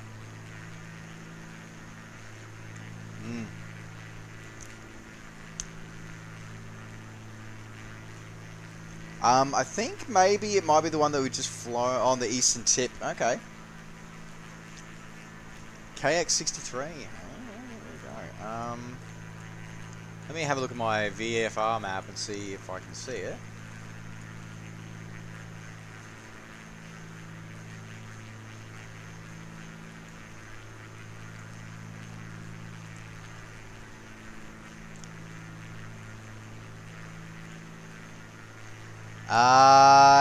Belgio, yes, it is in the sim. KX63, or sorry, X63 is in this sim. It's interesting. Thank you, Black Wolves, for making me put some water in my coffee system. Yeah, it's Belgio in this sim. It doesn't have the K in front of it. It's just X63.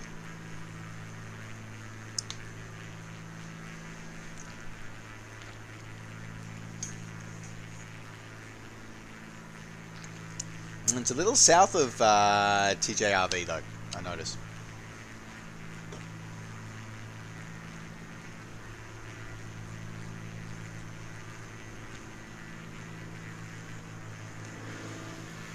Alright, let me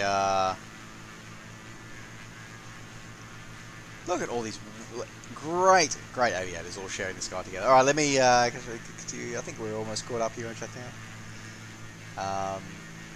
And so yeah, this aircraft is underpowered. Yeah, it definitely. I should be the power settings I'm on. I should be going a lot faster than I am. So I think this is under. Are you ahead of us? I think you are. You are off. So we're directly due south of you at the moment, Belgier, off your right wing.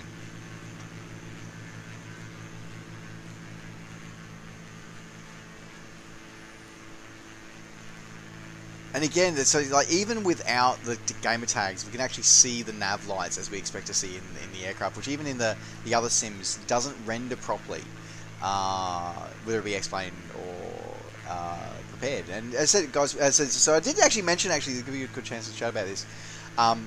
So we are getting back to a more relatively normal schedule very shortly.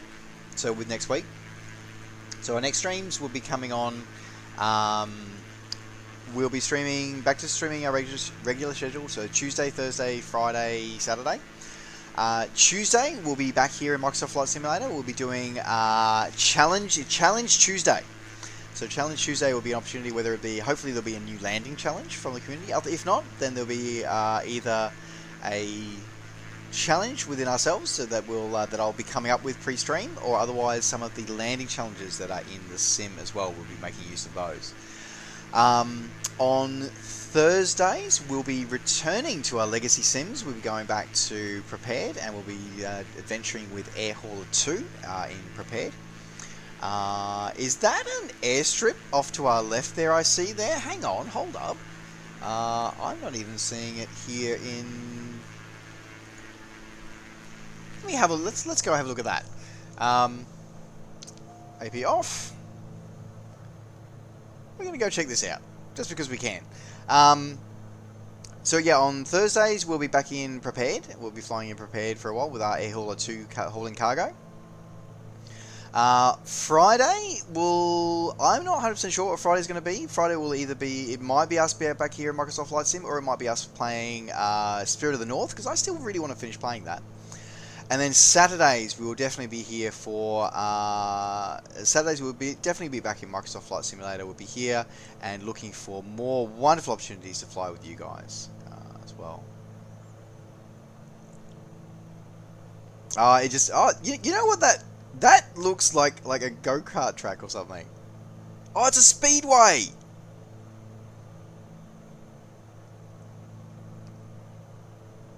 That's crazy. That's like a speedway with like a kart track and everything. That is so cool. It's that long. It's close enough to a runway. Exactly. That's what I saw it, and I was like, that looks like a runway.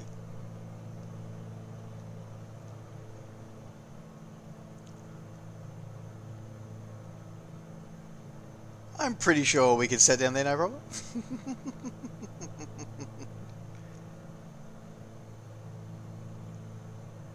That is so cool. And be able to pick that detail out from several nautical miles away. That is so awesome. Yeah, quarter mile landing strip. We live our lives a quarter mile at a time. Absolutely. Absolutely. Alright, let's head back. Continue heading on our easterly course around the bottom of Puerto Rico here, as we head up to, because I think we might make X63 our stop for the night. I think that will be our destination for tonight, where we'll wrap up this stream, because it's a little bit late. And I'm supposed to be running 13 miles in the morning, so this is going to be interesting.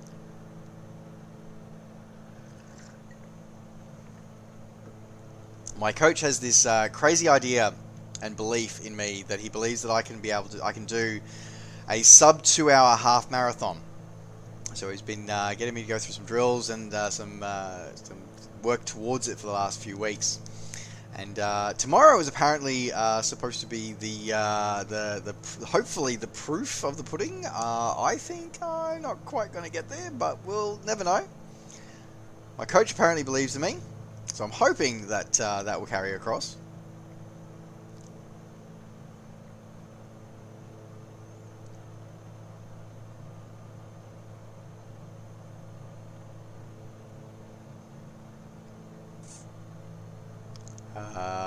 No autopilot, no worries. Be wary of the rising terrain if you're going direct GPS between here and X63.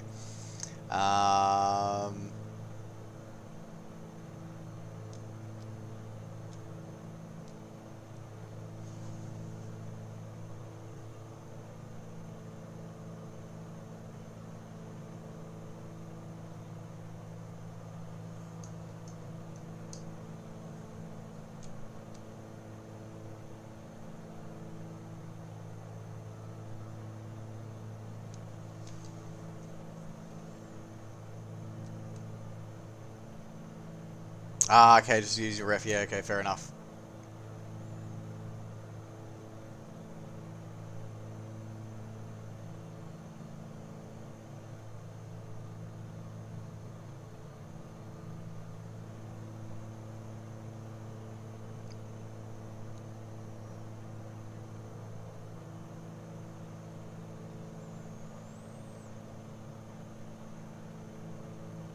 As the world starts opening, I think it's again we've said it before about using Microsoft Flight Simulator to feel more connected in this world where we are also disconnected at the moment, and it's great here being able to explore thanks to Black Wolf's idea here of a suggestion of coming down here to Puerto Rico. It's a great chance to be able to see this beautiful part of the world.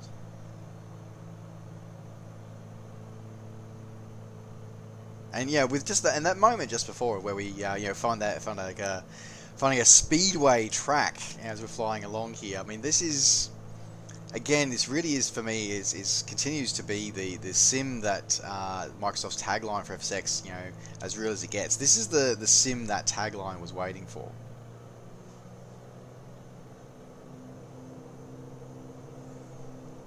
Right. What I do is we'll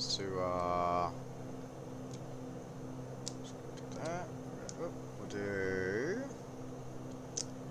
Alright. Heading hold is on. Flight director is on. We're going to go AP on. We're going to go vertical speed.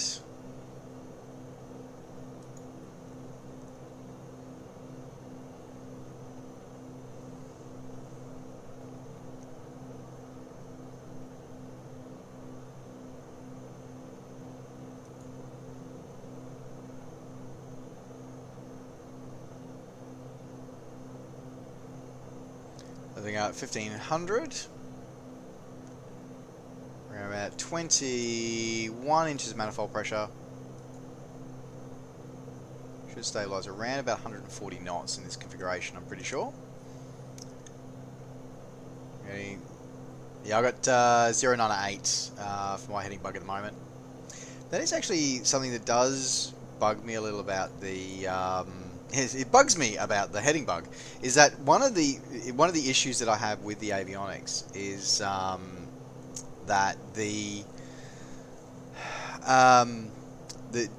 adjusting your heading, for example, in much of the time it'll jump by tens rather than ones, and it sort of then randomly switches back to ones, then it'll lock at tens. It's very, very frustrating, and there's no rhyme or reason as to why it would sort of do that, and that has been a point of frustration for me many, because I just want to move one increment. I want to move like 1 or 2 degrees and it jumps 10 every time, and then I want to move by 50 degrees and it only wants to do by 1. It seems to randomly decide at what point it'll do that.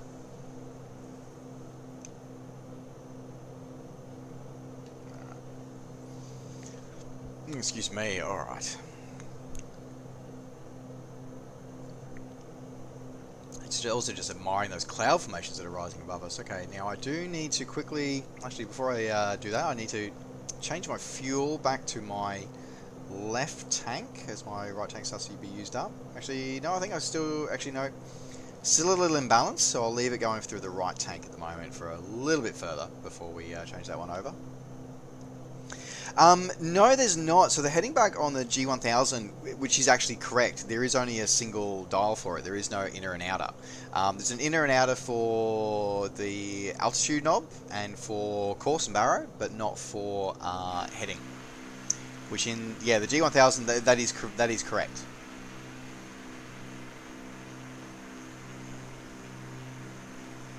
Because yeah, that would have been the thought that I would have had there in a 401, was that exactly the course of that.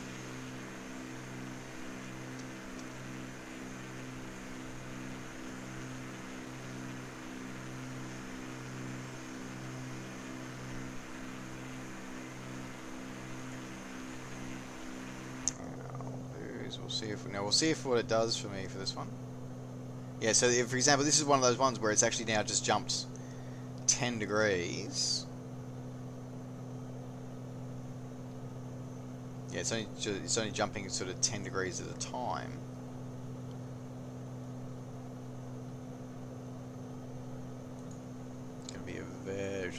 Yeah, it is a little gusty when you get close to those mountains, that's for sure.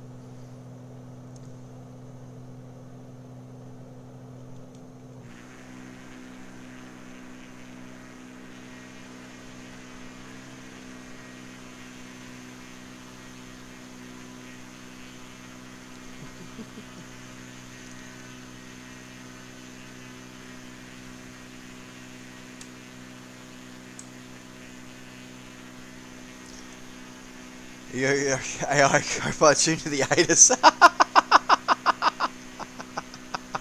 Oh, yeah, it is so frustrating every now and again when randomly the AI, when you leave the AI in charge of the comms, he'll randomly tune you to the ATIS. You're like, why did you just do that? Why would you do that to me? Mine has done that a few times, and I'm pretty sure I've pushed him out the aircraft when he's done that to me. Okay, no worries. Thank you very much for letting me know that. Sick. Sorry, I'm still getting familiar with everybody's gamer tags here. Thanks for letting me know that, Belgio, because that could be very much an adventure as we come on board with our, particularly with the luck or the interesting occurrences I've had so far with my Bonanza tonight. I could be about to come a grease spot on the side of something, which could be interesting. But let's face it, this is what flying's all about. It's all about the sense of adventure. And sharing that thrill of adventure with each other. I think that's going to be all of the fun here. So we'll hug the coast and head up north here very shortly.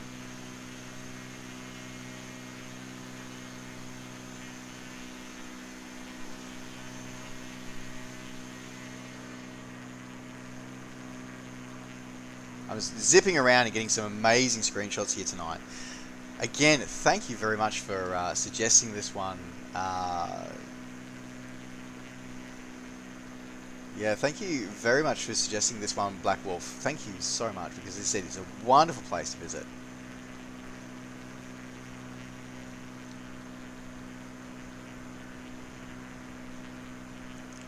Loving just the amount that we're getting tossed about as we're experiencing that the wind and the airflow rolling off the edge of the side of the mountain here. Probably, if it was real flying, I probably would want to be far above this, but it's just fascinating watching this amount of turbulence actually sort of throwing the aircraft around here.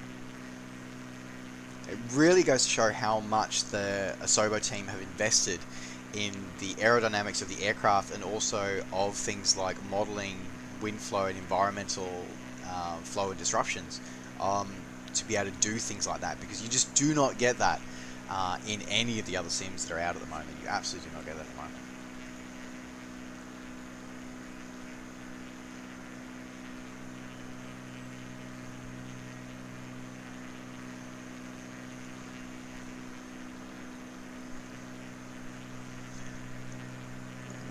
That one is done.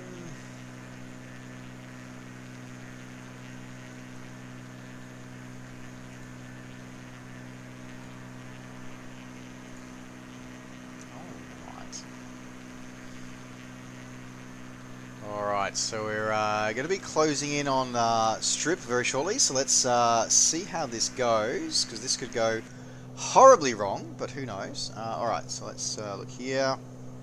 Alright, AP off. Hand fly this for the rest of the time here as well.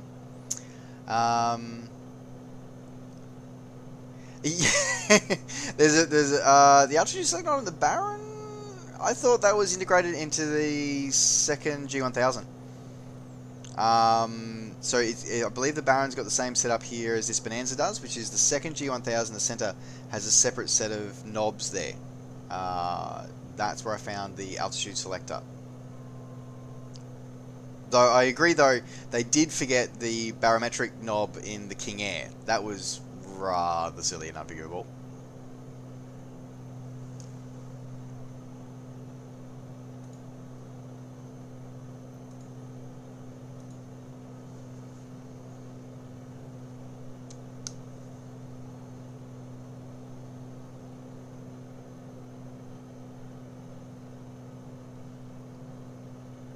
Yeah, I'm definitely going to be overflying the Strip before I do anything, that's for sure, because These winds are tossing and turning.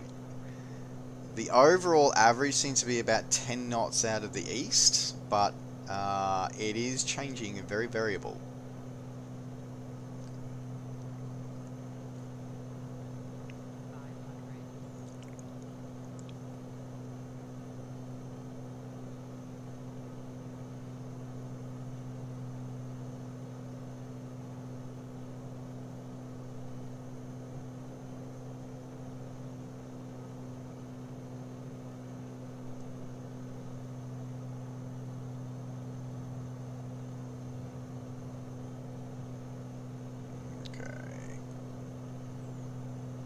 So it should be just beyond this river delta. Should be where we should see the field.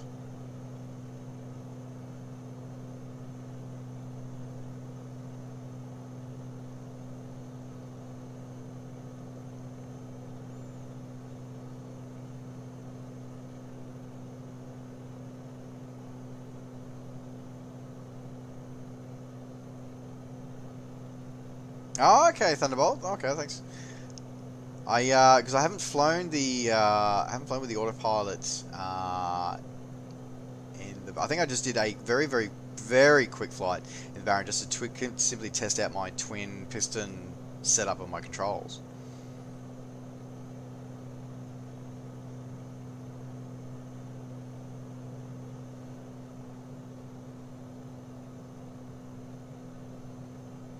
Black Wolves, yeah, we did fly in Greece. We flew in Greece. English me speak good. We flew in Greece a little while ago.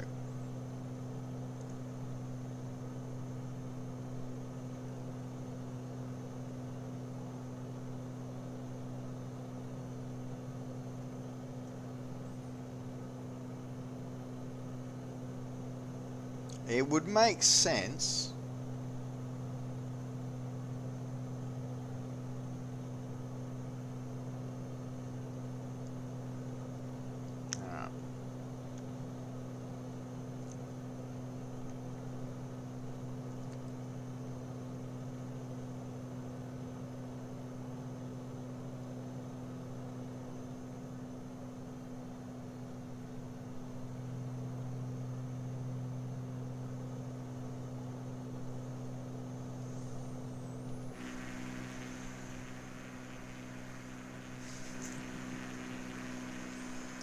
I don't normally fly in this external view, but I must admit every now and again it's kind of cool. Yeah, I see the canal ahead.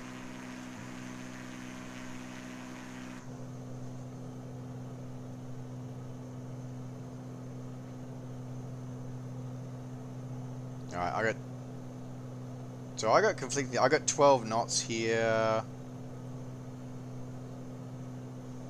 So I'm still learning to interpret the G1000 data because I've got it's showing 12 knots out of the west, but I'm showing 12 knots out of the east in my other feeding data. I'd rather fly over the airfield and check the windsock, I think.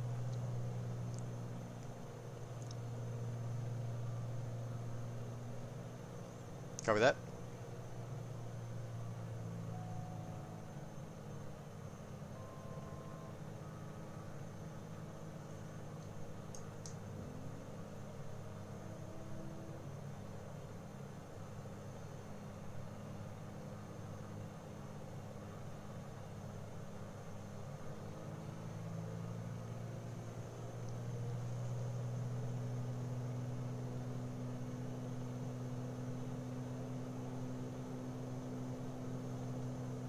Alright, 1,000 feet for pattern altitude.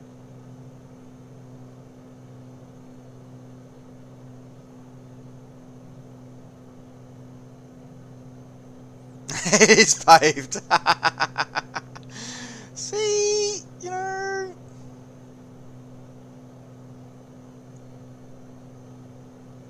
We might survive this. Oh, ye of little faith. Oh, ye of little faith.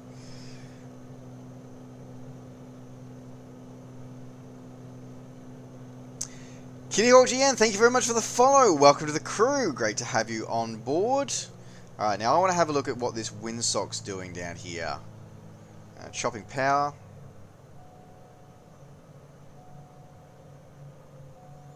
That windsock is standing straight out going into a crosswind. Okay, so we do not. Okay, so yeah, it looks like two.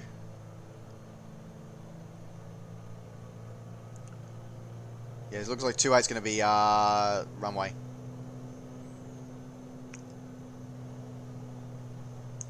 Going crosswind.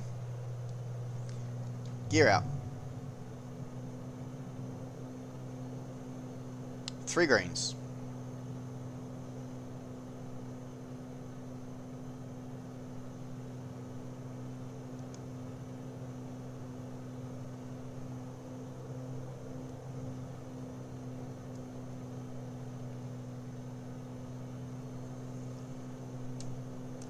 Downwind, 3 greens. Landing lights on. Landing lights are on. Mixture rich. Prop. Full RPM.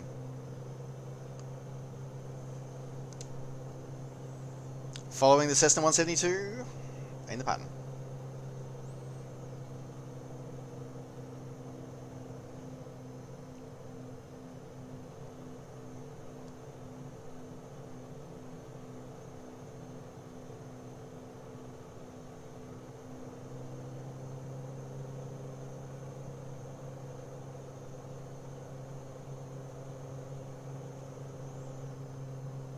Now we'll extend a bit further because the 172's VREF is a few dots lower than ours is.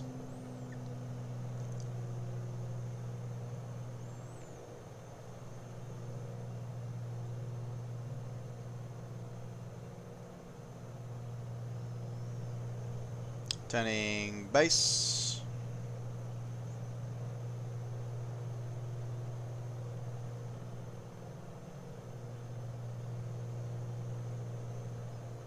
Oof. Definitely that bit of turbulence right over there, that demarcation between land and water. That was so good. Terrifying, but also really good. Okay, overshoot on the turn.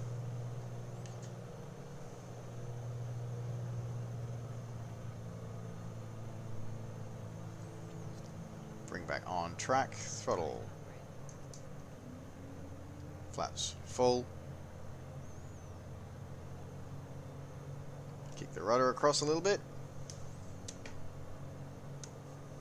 Watch the trim.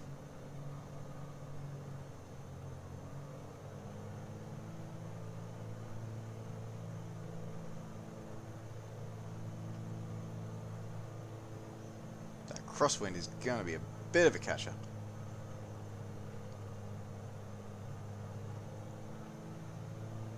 There's a black, there seems to be a black SUV coming towards you there, Mr. Belgio. Throttle cut.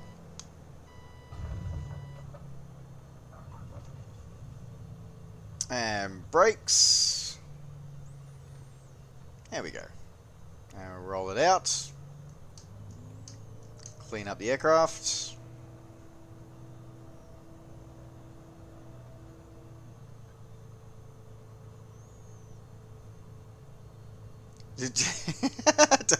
just don't mind them. Just the CIA. Yeah, we won't worry about those guys. All right, we'll do a bit of grass taxiing, I think.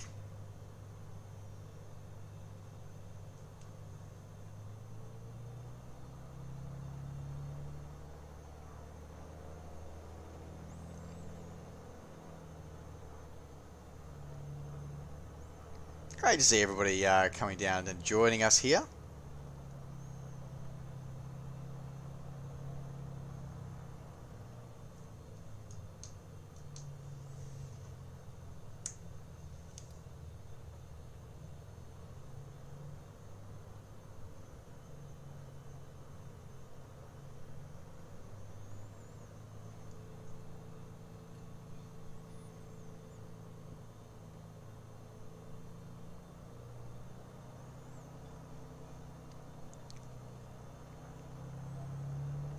Where are you taxiing, Mr. Pilger?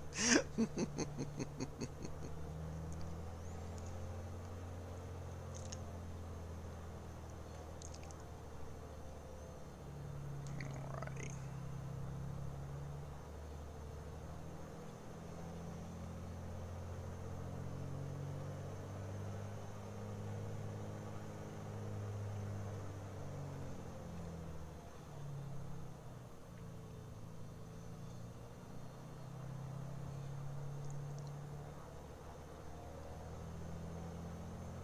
Alright.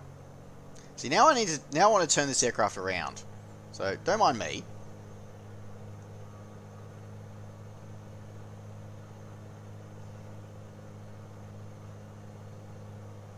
There we go.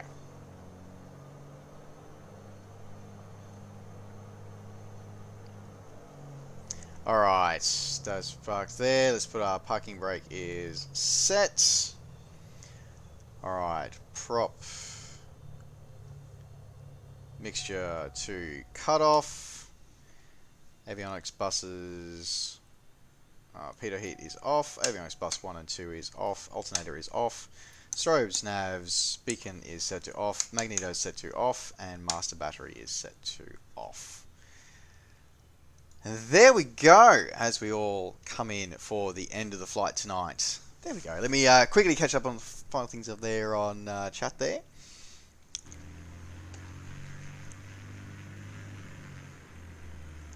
Some wonderful Kodak moments tonight. Absolutely some wonderful Kodak moments tonight.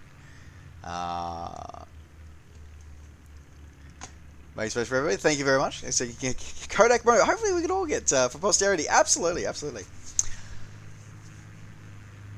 That was so much fun. Thank you very much for for suggesting it, and and thanks for joining us on the flights here tonight, and every night that we fly here on this channel.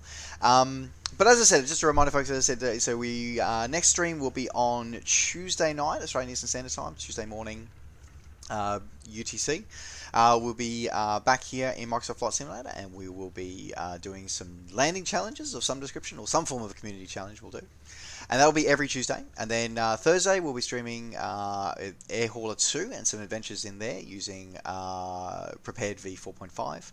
And then Friday, Saturday, who knows what we'll be doing, but I look forward to seeing you all there. Alright guys, let's hope you guys have also all had a wonderful time here. I hope you enjoyed it. Stick, no problems. I'm glad you enjoyed your time here. I hope you can join us in future flights as well. Let's have a look. Who is online at the moment? Because we always have to remember that we always have to spread the love wherever we go. But there's not a whole lot going on at the moment. Let's see. Who do we have here at the moment? We don't really have a lot going on at the moment, but that's okay. Let's say hello to... Let's do some form of different adventures tonight. Actually, you know what? We have... What are they doing? They're doing that one, so that'll be very boring. Let's say hello to Marichu. No worries, Story Leader. Thank you very much for joining us, and Mr. Geo, Mr. Belgio, thank you very much for joining me as always. Love to have you on board. And we, the entire chat was asking at various points during tonight when the next 3 Grumpy Simmers episode is going to be. So obviously we have to make sure that it is soon, because there is high demand for that. That is absolutely sure. Had the autopilot want to kill you on that one. Had a 100% positive trim. Oh, yeah, that'll do it. That'll do it. Yeah, I think it seems to be something that, as I said, when you're at the edge of the trims and stuff like that, that seems to be where it seems to have problems. Alright guys, so what we're going to do is we're going to head over to see Marichu, who is a fellow, she was another mixer refugee like myself, and she's found like me, she's found a home here with, home here on Twitch. And she discovered the joys of Flight Simulator recently, but she's reverted to something different. She's playing Detroit Become Human, so let's see how that goes. Alright guys, thank you very much for joining me. Don't forget, as always, to follow the channel here, and you can also keep in touch with me and all the things I'm up to between videos by finding me on Facebook and on Twitter. Just search NovaWing24. And guys, take care, be good humans, be kind to each other, be amazing, be awesome. Thank you again for joining me. It is always great to have a wonderful community here like you guys, and spread the love and positivity of virtual aviation to everybody. And now let's share that same positivity and love with Marichu and her family. Alright guys, take care, safe skies to all, and we'll see you on the next stream. Bye for now.